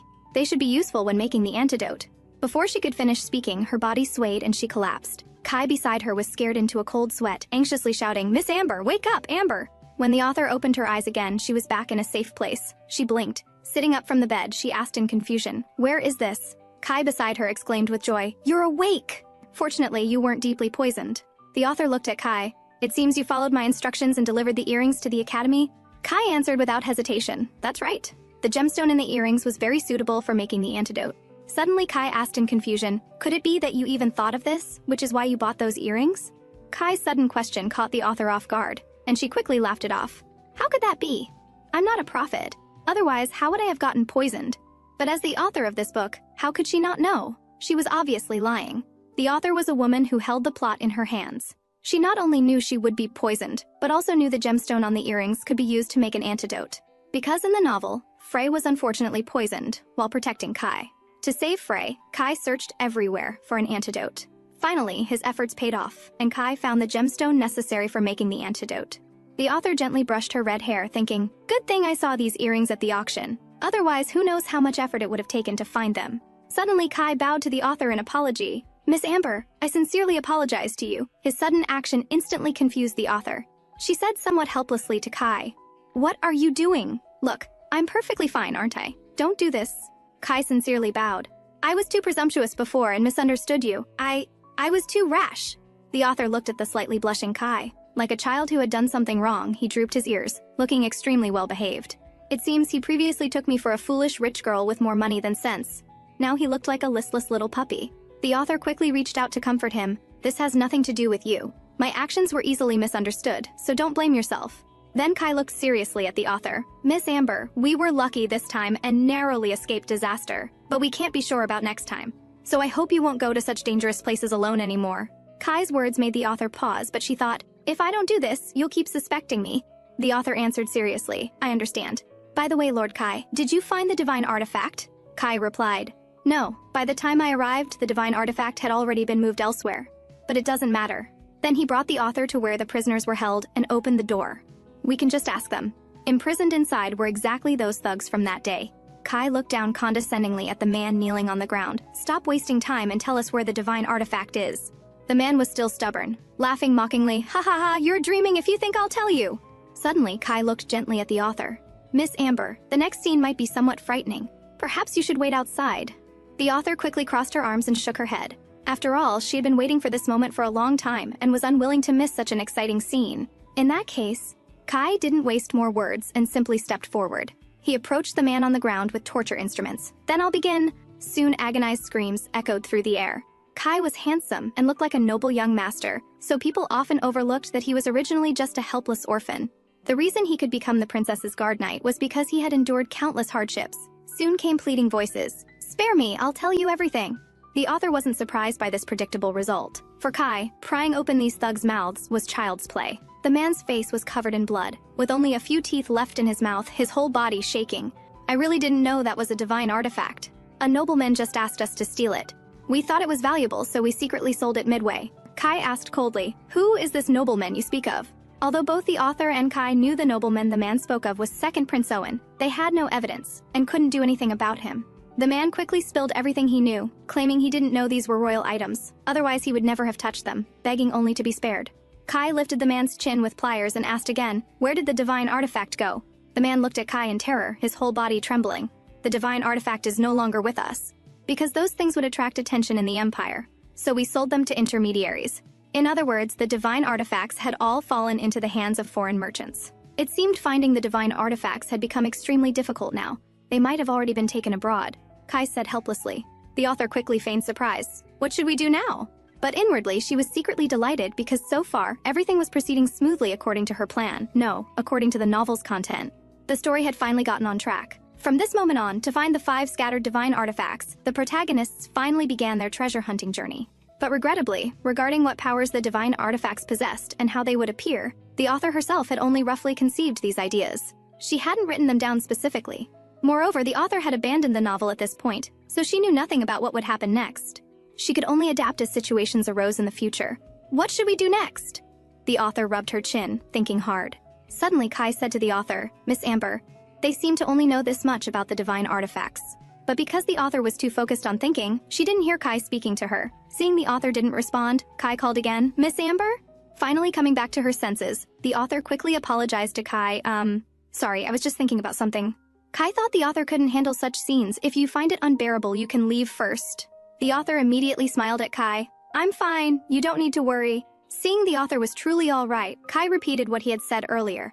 They seem to only know this much. The author looked coldly at the group below and said icily, is that so? But I feel like they could tell us more about what happened during the New Year's celebration explosion. The author's words instantly scared the prisoners into breaking out in cold sweat. Kai cooperatively responded, if you need my assistance, please feel free to give me any instructions. The author looked down at the thugs with a wicked smile and said to Kai, excellent. The author gazed at everyone with a gentle smile. Everyone, I am quite skilled at listening. So let us have a proper conversation. The author cracked her knuckles menacingly as she approached the thugs step by step. The thugs quickly began begging for mercy, but the author clearly had no intention of letting them off easily, having waited for this day for quite some time. Soon, agonized screams echoed through the prison once again. After handling the situation, Kai went to the palace to report the relevant circumstances to Her Highness the Princess, giving most of the credit to the author. The princess inquired about the details with curiosity, and Kai did not hide anything, providing a clear and concise account. She seemed to have seen one of them before, so she quickly identified the target. Her Highness the Princess said meaningfully, Miss Amber is more capable than I had imagined. Kai also acknowledged that Amber was indeed different from ordinary noble ladies. Seeing Kai's changed attitude toward Amber, Her Highness the Princess teased, what, do you no longer wish to keep her by your side? Kai responded with some uncertainty. That is not the case. It is just that Miss Amber Her thoughts drifted as Kai recalled various incidents since meeting Amber, when she defended him, when she was sad and helpless, when she was naive with money. No, when she was astute and perceptive. However, Kai initially brought her along not to seek her help, but to better monitor her. Thinking of Amber's innocence, perhaps now I should trust her. Kai thought seriously, then solemnly told Her Highness the Princess, now that the divine artifact has fallen into foreign hands, searching for it alone would prove extremely difficult. Thinking of Amber's warm presence, Kai said firmly to the princess, I need Miss Amber's assistance. Meanwhile, in another part of the palace, Kai was reporting their progress to Her Highness the Princess. This time we truly owe our success to Miss Amber's selfless assistance, allowing me to uncover the truth so quickly. Kai then presented the mastermind behind the incident. Her Highness the Princess seemed unsurprised by this result, as this person was none other than Count Sack, Prince Owen's capable aide. Her Highness the Princess was extremely furious about this, grinding her teeth in hatred. Her hands clenched so tightly that veins bulged, her nails digging into her flesh without her noticing. These old fools dare to covet the divine artifact. Her Highness the Princess realized her loss of composure and quickly regained her calm before continuing to inquire, are there any other discoveries? However, Kai had not uncovered any additional useful information. Owen's actions this time had truly enraged his sister. She paid no attention to her bleeding palms, having tolerated her foolish brother for so long, but now she had reached her limit.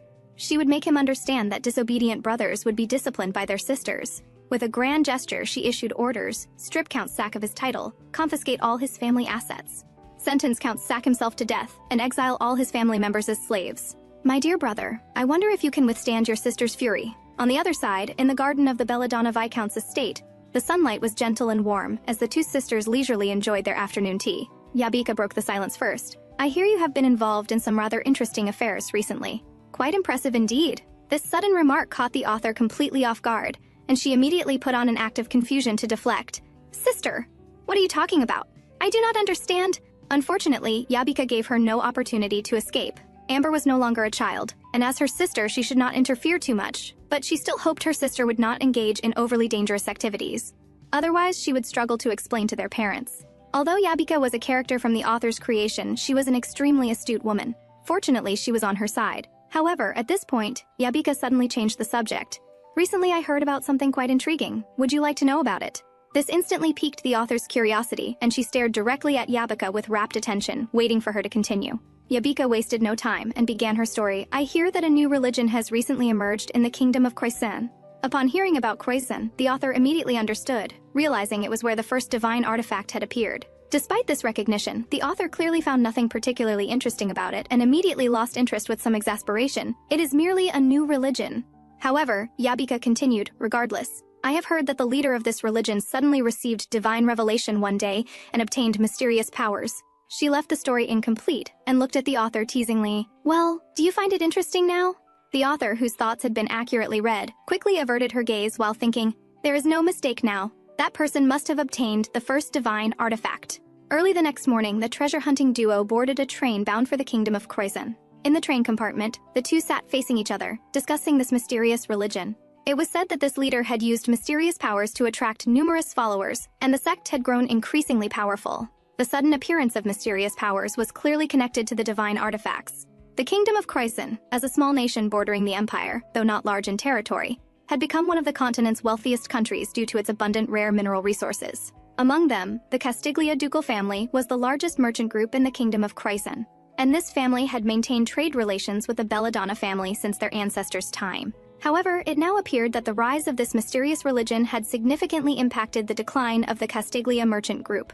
Otherwise, her sister Yabika would not have informed her of this news without reason. The current troubles at the Castiglia ducal estate were also related to this new religion, and Duke Castiglia was reportedly quite troubled by it. Their preoccupation with handling family affairs had led to increasingly reduced trade with the Belladonna family, which was the real reason her sister had sought her out. It seemed her sister hoped she would help the Duke resolve this difficult situation. The author sighed helplessly. The character I created is now giving me orders in return. How truly ironic. The girl was not yet of age, yet her sister was sending her abroad to eliminate a massive religious organization. Faced with such a challenging task, the girl looked troubled and dejected. But through this, she had obtained information about the divine artifact. The man noticed her dejected expression and assumed she had not been sleeping well recently. But the girl told him it was just that she had many things on her mind lately and asked him not to worry. Seeing the girl had concerns but was unwilling to share them with him, Kai immediately drooped his ears with worry written all over his face. However, Kai's appearance reminded the author of a large dog waiting for comfort from its owner.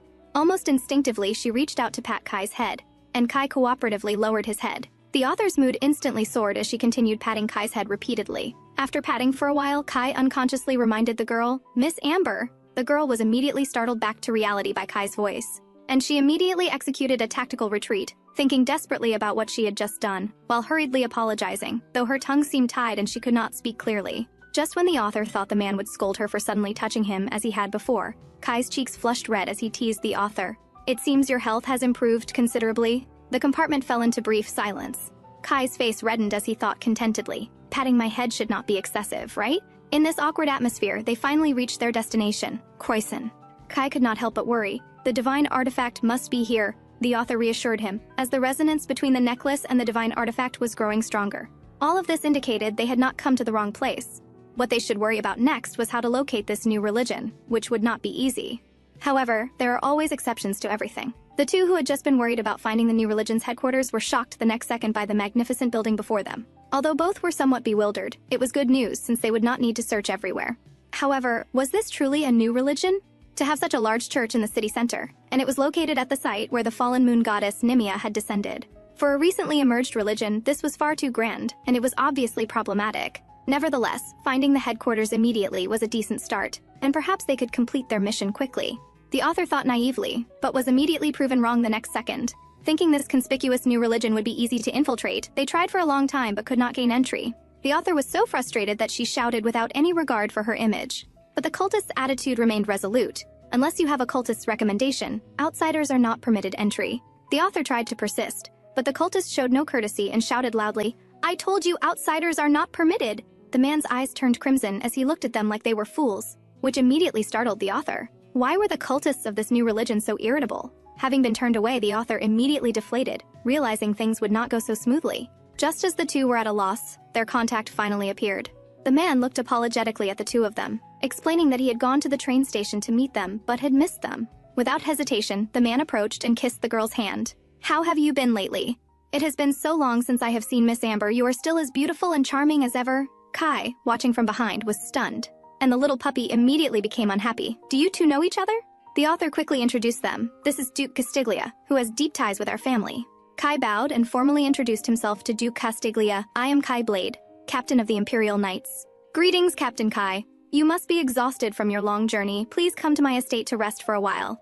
After brief pleasantries among the three, the two were soon arranged to board a carriage under Duke Castiglia's arrangements. The three in the carriage faced an impasse, as the carriage was clearly not a suitable place for discussion.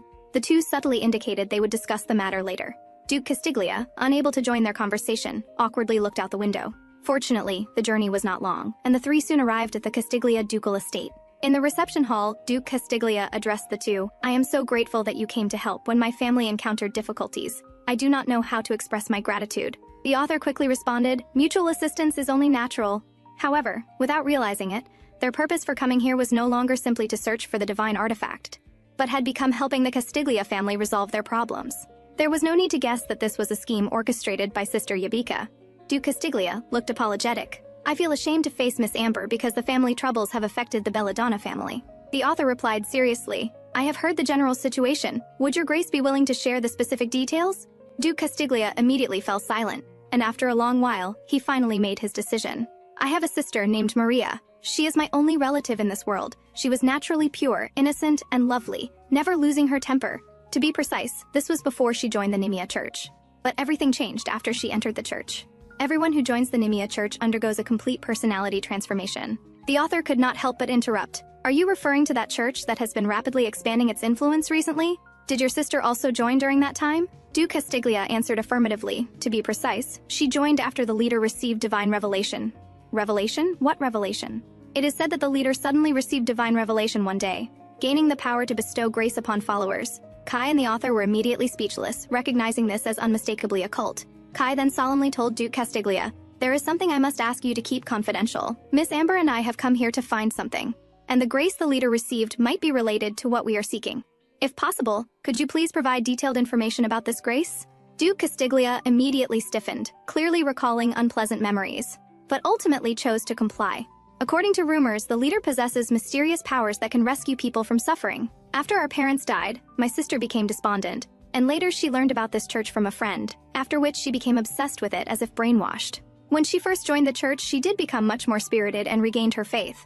But later she became increasingly fanatical about the church like someone possessed, and the conflicts between us grew more numerous. The man simply did not want his sister to join a strange religion, yet his sister severed ties with the family because of this. Since then, the girl never returned home. And Duke Castiglia blamed himself endlessly. After their parents' death, they had entrusted their only sister to his care, but she had been deceived by a cult and left home.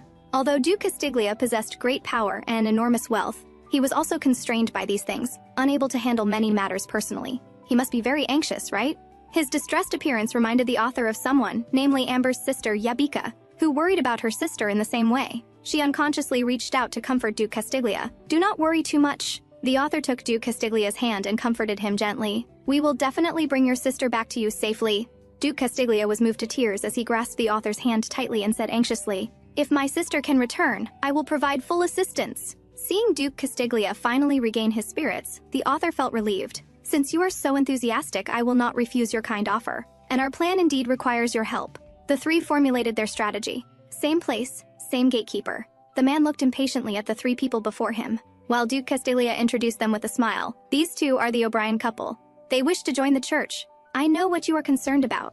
Duke Castiglia spoke at length while the man maintained his sour expression. Finally, after the Duke repeatedly assured the man of their identity, the man finally smiled. "Since the Duke has given me such assurance, what reason do I have to doubt?" His change of expression was remarkably swift, and he then enthusiastically turned to lead them inside. All three entering the church were shocked by its magnificence.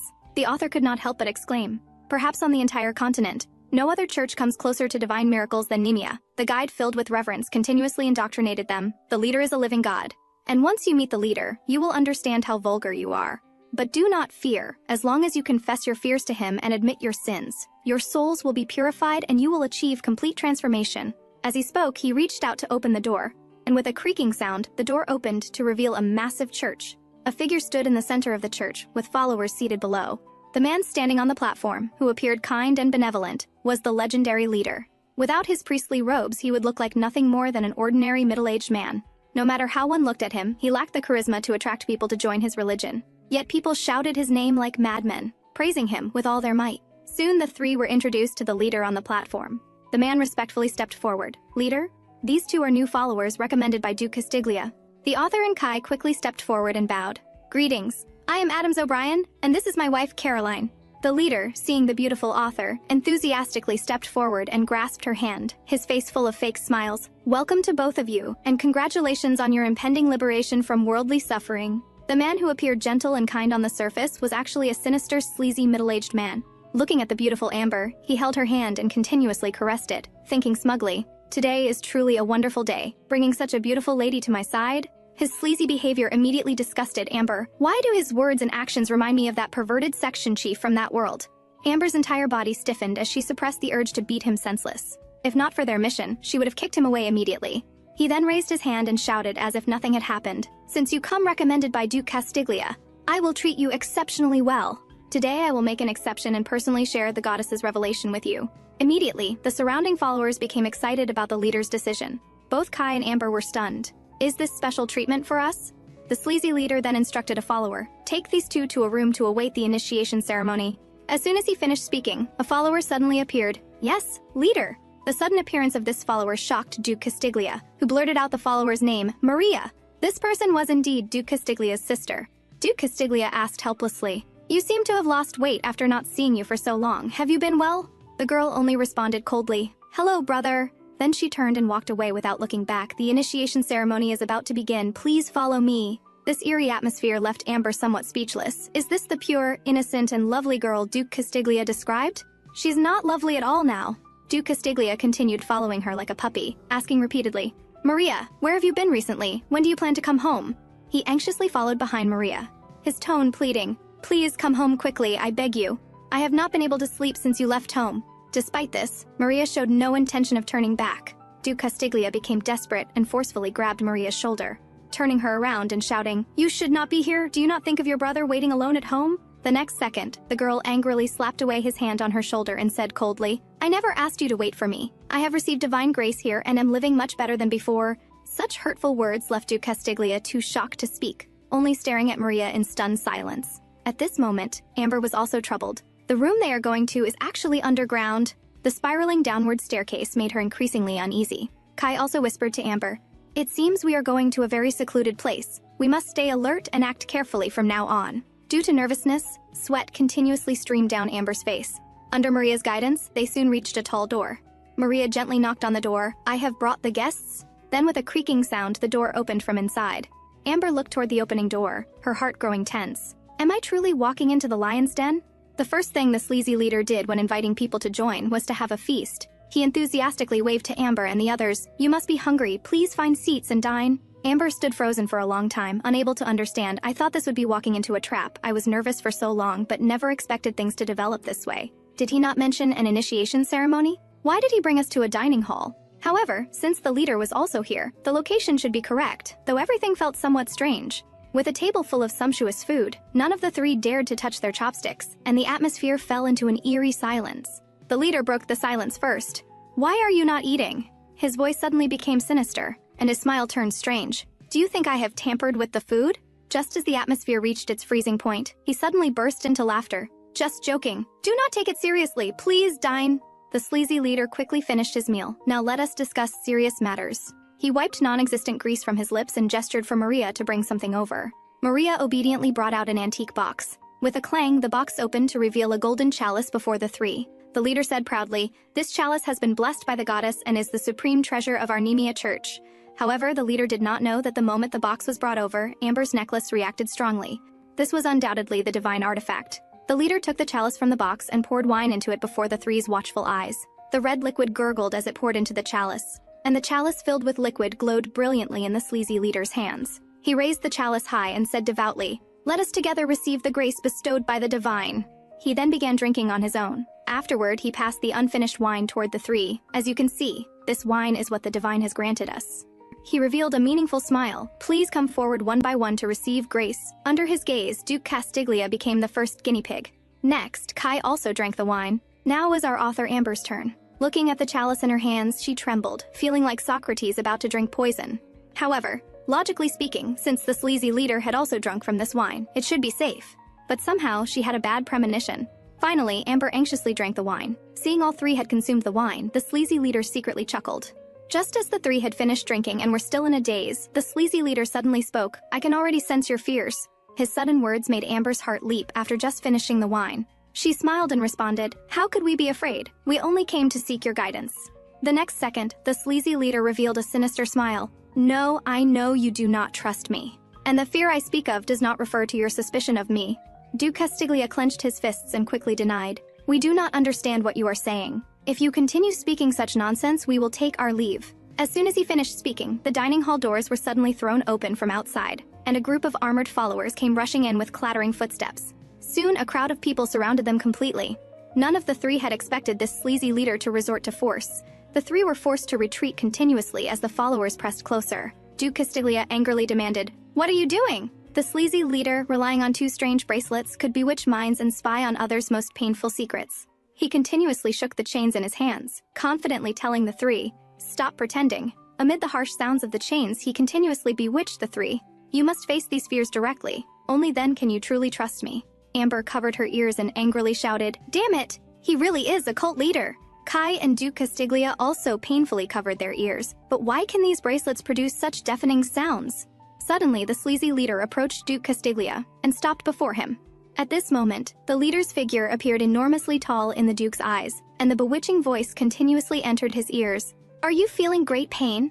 The sleazy leader placed one hand on Duke Castiglia's shoulder and the other on his head. "This pain actually stems from the fear deep in your heart. Now tell me your story, and I will rescue you from the suffering of regret."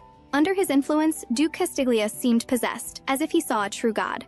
And the sleazy leader's image became sacred. "From now on, you will only have happy memories and will never feel pain again." Duke Castiglia, as if hypnotized, began muttering and confessing to the sleazy leader. It turned out that since Duke Castiglia's parents died, he dreamed of the day of their death every night. If he had been able to accompany them on that trip, he certainly could have prevented the accident. Tears of self-blame continuously streamed from his eyes. "After my parents died, I never had another peaceful night's sleep." The sleazy leader continuously waved his bracelets before Duke Castiglia. "You must have suffered greatly during this time. Stop blaming yourself. I will rescue you from this pain." Upon hearing these words, Duke Castiglia immediately showed joy. "Thank you so much, merciful leader." This disgusted Kai, who angrily demanded, "What have you done to him?" Kai successfully drew the hatred. The sleazy leader approached Kai step by step with righteous indignation. "I have not harmed him. I merely helped alleviate his suffering." He grabbed Kai's hand. "Do not worry, I will rescue you from suffering as well." He then whispered something in Kai's ear. The author didn't know what he said to Kai. Kai's pupils suddenly constricted, and the next second he suddenly fell to his knees, devoutly muttering to the sleazy leader, "I will not disappoint you." At this moment, Kai's eyes were empty and lifeless, like a marionette, repeatedly saying, "I will always be a kind and perfect child." The sleazy leader stroked his head comfortingly. "If you feel lonely, come to my side." Amber was quite frightened by their condition. Why has Kai become so strange too? Fear from deep within her heart washed over her in waves. At this moment, the sleazy leader was approaching her step by step, with no retreat behind her. Will I become like that too? All she could hear was the bracelet continuously making clang clang clang sounds. Just as Amber was in a daze, her mind entered a strange state. At this moment, the greasy cult leader appeared to radiate golden light around his body and her eyes, becoming incredibly sacred. She even began to feel sorry for her earlier behavior. Why did I refuse him just now? Amber now felt as if she were drunk, hazily wanting to pour out all her secrets, even wanting to prostrate herself before the greasy cult leader regardless of everything. If gods truly exist, if gods would truly come to redeem us, they would probably be just like him. Suddenly, a blurry figure flashed through her mind. A woman rested her chin on her hand, looking at Amber with a dangerous smile. "We meet again, dear author." Her voice snapped Amber awake instantly. The goddess looked down at her with a playful expression from above. "Do you know what you're doing? You haven't forgotten our agreement, have you?" As she spoke, her sharp fingertips gently poked at Amber's neck. Amber instinctively swallowed, cold sweat streaming down uncontrollably. Then she withdrew her hand with that dangerous smile, and Amber awakened from the hypnosis. Because she had seen a god with her own eyes, and in her understanding, the god she knew would never be associated with the word mercy. All the illusions shattered in that moment with a crack. God has such a terrible temper, how could she possibly grant me grace? The next second, the illusion crumbled. Amber's gaze became incredibly determined. I will not be deceived by the false visions before me. At this time, the greasy cult leader still didn't know that Amber had awakened. He smugly extended his perverted hand toward Amber. "Madam, if you're willing to tell me what you fear most, I will use divine power to save you." Amber pretended to still be under the cult leader's influence, reaching her hand toward the greasy cult leader while cooperatively saying, "Ahab approximately, leader approximately," just as the greasy cult leader revealed a triumphant evil smile. The next second, only a smack was heard. Amber grabbed the greasy cult leader's head and delivered a fierce headbutt. "You dead pig, shut up!" Looking at the greasy cult leader she had knocked senseless, Amber breathed a sigh of relief. "I've wanted to beat you up for ages!" The cult leader lying on the ground looked terrified. "How could you have no reaction?" Amber stroked the divine artifact box and said calmly, "The god I know has nothing to do with the word mercy." She sneered at the greasy cult leader. "Your acting was truly awful. I had trouble even trying to play along with you." However, finding it amusing, she suddenly walked toward the greasy cult leader with a tap tap tap. "Don't you want to know what I fear most?" Amber pressed closer to the greasy cult leader, saying things he couldn't understand.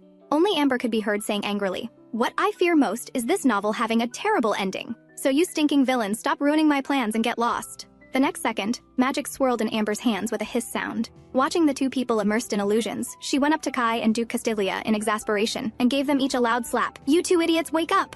The two awakened men covered their stinging faces, looking at Amber in bewilderment. "Miss Amber." Duke Castiglia's eyes still glistened with tears. Amber remained composed. "It was an emergency. I had no choice but to slap you both awake." Then she angrily pointed at the greasy man. "And that guy isn't any cult leader at all. He's just a big fraud. He got hold of a divine artifact by chance and has been deceiving people here." The greasy cult leader watched the three people continuously approaching, shrinking back in fear. The man had been posing as God's messenger to deceive people everywhere. When the truth was revealed, he gritted his teeth in hatred. "You people not only desecrate divine artifacts, but also openly insult God's messenger." He angrily grabbed a knife from the dining table. The next second, the blade was pressed against the innocent girl's neck. "Aren't you worried I'll kill her?" The three of them hadn't expected the greasy cult leader to resort to desperate measures by taking Maria as a hostage, and they were immediately shocked. Duke Castiglia anxiously reached out, trying to calm the greasy cult leader down. But this backfired and further provoked the greasy cult leader. He roared angrily, "Don't come any closer!" His angry shout made the three people about to advance immediately stop in their tracks. The sharp blade left a red mark on the girl's pale neck, with thin streams of blood flowing from the wound. The man looked viciously at the three. "If you don't want your sister to die, don't come closer." Although with Kai's abilities, subduing the cult leader and rescuing Maria wouldn't be difficult, they had to ensure Maria's safety first, just in case. "What do you want?" The greasy cult leader seized the opportunity and quickly spoke. "Have that woman hand over the Holy Grail in her hands." Amber looked completely confused. At this moment, this greasy man is still thinking about the Holy Grail? The next moment, Amber took the Holy Grail from the box and held it up with one hand. "Are you talking about this?" The moment he saw the Holy Grail, the man revealed in almost obsessive greed. "Yes, that's it. As long as you return it to me intact, I'll immediately release this woman." But given the greasy cult leader's actions, how could Amber possibly believe his lies? After some argument among the four, Amber finally proposed a simultaneous exchange. "I'll give you the Holy Grail. You release Maria." The greasy cult leader was unusually angry. "How dare you negotiate with God's messenger?" Hearing this, Amber couldn't help but chuckle. "Approximately, I haven't introduced the person before me to you yet, have I?" Amber looked at the greasy cult leader with a sweet smile. "This person is one of the continent's top sword masters." At this moment, Kai had already formed a sword shape in his hand. The greasy cult leader was immediately frightened and stammered, What are you saying?" The smile on Amber's lips deepened. "Do you think with his swordsmanship, shattering this cup would be easy as pie? So if you don't want to see the Holy Grail broken with your own eyes, you'd better make a decision quickly." Hearing this, the greasy cult leader was instantly terrified. He broke out in nervous cold sweat and quickly changed his tune. "I understand. Just calm down and bring the Holy Grail over." Then both parties agreed to begin the exchange the moment the coin hit the ground. After speaking, Kai raised the hand holding the coin. Only the sound of ding was heard as Kai tossed the coin into the air. The coin fell rapidly through the air, and the atmosphere between both parties became tense. The greasy cult leader stared intently at the coin, ready to push the person in his hands away the moment the coin landed. Kai and Amber were also ready for action. The next second, only a clang was heard as the coin landed steadily on the ground, bouncing twice. Accompanied by the greasy cult leader's cursing, he mercilessly pushed Maria away. "Get lost!" Fortunately, Duke Castiglia, who was ready, caught her. On the other side, the greasy cult leader lunged toward Amber, who was holding the Holy Grail, his eyes filled with madness. "Give me the Holy Grail!" Amber felt some anger as well. The moment he lunged at her, she flung the Holy Grail out. "Take it! Here you go!" Seeing this, the greasy cult leader shouted anxiously, "No!" The Holy Grail traced an arc through the air and fell to the ground with a clang. The greasy cult leader immediately picked up the fallen Holy Grail. Gripping the Holy Grail in his hands, he grinned. "Good thing it didn't break." Then he pointed in Amber's direction. "Guards, arrest these people!" Amber held the ancient box and looked back at Maria. "Since Maria is safe, we have nothing to worry about." She wore a wicked smile at the corner of her mouth, channeling magic with one hand, ready for a big fight. With a loud crash, the parlor door shattered on impact. The three rushed out of the parlor carrying the unconscious Maria, running frantically through the spacious corridor. Kai and Amber charged ahead to clear the path, dealing with cultists who occasionally rushed out. The two worked in perfect coordination, one on the left and one on the right. This was the first time Amber had been so exhausted since arriving in this world. She gasped heavily, sweat continuously dripping down. Finally, they were getting closer and closer to the exit, and all three silently breathed a sigh of relief. "As long as we rush through that door, we'll be safe." But at this critical moment, the greasy cult leader caught up. He shouted angrily, "Lower the gate! Absolutely cannot let them escape!" With a loud bang, the gate was lowered, and the four were blocked by the heavy iron door. This was followed by the sound of the iron gate crashing to the ground. The three turned back to look at the greasy cult leader, who looked smug. "It was easy for you to get in. But getting out won't be so easy." Faced with such a predicament, Amber remained completely calm. She simply sighed and spoke indifferently. "We've done what we needed to do. Let's go!" Kai, standing beside her, was somewhat confused. He looked at Amber and asked with some puzzlement, "Then we're not going to worry about the divine artifact?" Amber's tone was firm. "Just do as I say, don't worry about the rest. I guarantee nothing will go wrong." Kai wisely kept quiet. The next second, the sword at his waist materialized. Kai drew his sword and held it before him, channeling his magical power. At this moment, Kai could be described in one word. Cool. Then came the sounds of crack. Bang! The enormous church, under Kai's two sword strikes, crumbled like tofu, instantly reduced to ruins. The greasy cult leader stared somewhat dumbfounded at the ruins before him. Duke Castiglia was also stunned by Kai's explosive combat power. The Iron Gate just collapsed like that? At this moment, Amber calmly extended her hand to Duke Castiglia. Duke, let us go out now. The first divine artifact incident ended here, at dawn in Duke Castiglia's mansion. The three watched Maria lying in bed with concern. Fortunately, after careful examination, the doctor indicated that Maria was merely sleeping. Apart from some physical weakness, there was nothing else wrong. Hearing this, Duke Castiglia couldn't help but breathe a sigh of relief. He only had this one sister, and if something happened to her, he would have no way to face his deceased parents. Duke Castiglia sincerely bowed to thank the two. Thank you both for saving our lives. However, Amber indicated that their two families were already old friends, so helping was only natural. But Kai was concerned about another matter. That dangerous Holy Grail is still in the cult leader's hands. If we don't retrieve it, it will certainly harm more people. Amber was unusually calm. Magic circles swirled in her hands, and an ancient box appeared, although the Holy Grail is indeed with the cult leader. We've already found what we were looking for. The ancient box, no longer suppressed by magic, glowed brightly in Amber's hands. Duke Castiglia looked at the box in Amber's hands in disbelief. Isn't this the box that contained the divine artifact? Amber calmly told Duke Castiglia, this box is what we were looking for. She took out the blue necklace she carried with her. When the necklace approached the box instantly emitted brilliant light. Kai and Duke Castiglia stared transfixed at the glowing box. It turned out none of the three had imagined that this worn box was actually the divine artifact we were seeking.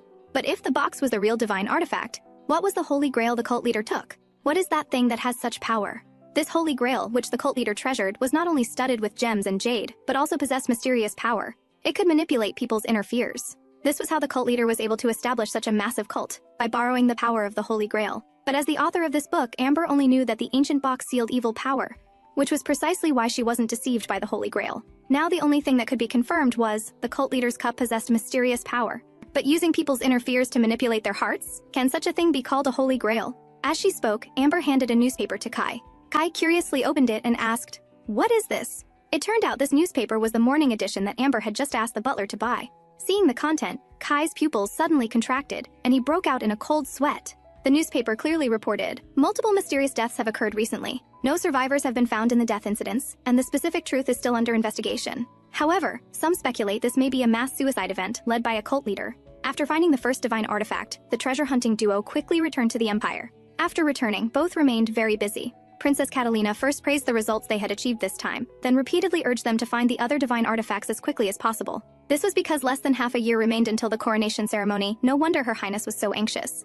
Recently, Amber had been busy every day searching through domestic and foreign newspapers, hoping to find clues about the second divine artifact. Despite her best efforts, she had found nothing, which gave her a terrible headache. Just then, there came a knock at the door. Amber turned around puzzled. Who would be looking for me at this time?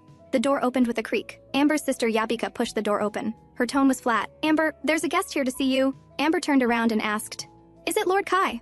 But Yabika was being mysterious. You'll know who it is when you see them. Amber walked toward the reception room while thinking. She and Kai had agreed to meet tomorrow to discuss their future action plans for finding divine artifacts. But if it wasn't Kai, then who could it be? However, the moment she walked out of the corridor, the person she saw was somewhat unexpected. The man had obviously been waiting for a while. When he saw Amber, he quickly came forward to greet her. Miss Amber! The visitor was Duke Castiglia. He was holding a bouquet of roses, looking sunny and handsome, and smiled sweetly when he looked at Amber. The man looked at Amber with some apology. It was rude of me to visit so early in the morning. I really didn't expect we'd meet again in this way. Suddenly, he thrust the roses in his hands into Amber's arms. These flowers are specially for you. Amber was shocked by his sudden action and felt somewhat at a loss. The weather hasn't warmed up yet, but he actually managed to get fresh flowers? But why would he give me flowers the moment we meet? Amber had a premonition. Could it be... Finally, she asked, does your grace have some business coming to the Empire this time? Duke Castiglia didn't answer directly, but looked at Yabika nearby. Lady Yabika, if you agree, I'd like to tell Miss Amber now. Yabika looked like she was enjoying the show as she watched Amber. Of course, this is good news. I agree. Their inexplicable conversation startled Amber. Amber's heart was resistant. Although she didn't know what it was about, couldn't they avoid saying it in front of her? The man's face was completely red as he said happily, I've come to formally propose courtship to Miss Amber. I want to marry Miss Amber. His expression was serious, and his nervousness made his cheeks flush and his heart race uncontrollably. After hearing this, Amber was shocked in place. What's happening? Can someone tell me? Oh my god, he actually said it! I never thought such a low probability event would happen to me. I actually got confessed to? And with marriage as the goal? Amber broke out in a cold sweat. This plot twist is too unexpected. Your Grace, there might be some misunderstanding here. Why would you suddenly propose to me? The next second, Duke Castiglia said happily, Miss Amber, you are our family's great benefactor. Just because of this? Duke Castiglia blushed and gazed at Amber affectionately. You saved my only relative. Your courage and wisdom deeply attracted me. Amber felt completely at a loss. the corners of her mouth twitching upward involuntarily. It's true I helped you rescue your sister, but you don't need to praise me like this just to propose. I can't bear such praise. Then Amber tactfully said, Your Grace, your sudden action leaves me not knowing what to do. The Duke expressed understanding. You don't need to give me an answer right now. At this time, Sister Yabika smiled and came out to smooth things over. These things can't be rushed. They need time. We happen to have many guest rooms at home. Why don't you stay for a few days, Your Grace? The meaning in her eyes was obvious. Amber looked at the two people chatting enthusiastically and felt somewhat speechless. It seems Sister is very satisfied with this match. Come to think of it, Sister is a merchant after all and values profit most. Duke Castiglia owns the most prestigious merchant group in the Croissant Kingdom. If we could become in-laws with them, Sister would definitely support it with both hands. But does Duke Castiglia really like me? Just then, Martha suddenly appeared with Kai. Miss, there's a visitor. Lord Kai says he has business with you. Kai walked up to the three and said apologetically, I'm very sorry for visiting so suddenly this early. I didn't expect there was already a guest here. Duke Castiglia's eyes lit up when he saw Kai. Lord Kai. Amber was also surprised by Kai's sudden visit. Duke Castiglia happily stepped forward to shake hands with Kai. It's been a long time, Lord Kai. However, faced with Duke Castiglia's enthusiasm, Kai was quite the opposite. He responded with a cold tone, Duke Castiglia, have you been well recently? Amber quickly interrupted this awkward atmosphere. Lord Kai, weren't we supposed to meet tomorrow? Kai told Amber solemnly, That's correct, but I just received information about a divine artifact, so I rushed here to see you. Amber became immediately excited upon hearing this. What a lifesaver, she said happily. Then we need to set out right away. I'll go report to Her Highness immediately. Then Kai glanced coldly at Duke Castiglia. What business does your Grace have with Miss Amber? This question immediately made Duke Castiglia panic. His survival instincts kicked in as he quickly explained, Since you two have important business, I won't disturb you further. Seeing Duke Castiglia so flustered, Kai was puzzled. Did something happen to Miss Maria? Duke Castiglia blushed and looked shy. Please rest assured, Maria is fine. Amber had already predicted what he was going to say next and was immediately horrified, her inner voice screaming, Don't say it! But the next second, Duke Castiglia said happily, I came here to see Miss Amber. However, his next words shocked Kai completely. His pupils contracted sharply and he felt his heartbeat skip a beat. Duke Castiglia continued, I want to formally court Miss Amber. Hearing this, Kai immediately turned cold, his tone becoming several degrees colder. You mean, courtship? Martha on the side was somewhat excitedly covering her mouth. Before Kai could react further, Duke Castiglia was already kneeling on one knee before Amber, looking at her with a red face and saying resolutely, That's right! I like Miss Amber and want to marry her. Seeing this scene, Amber's personal maid couldn't help but clap and cheer. Congratulations, miss! Yabika had a look of happy anticipation on her face. Kai was still shocked by the fact that Duke Castiglia wanted to marry her, as if something precious to him was about to be taken away. He stood there in a daze, not knowing what to do.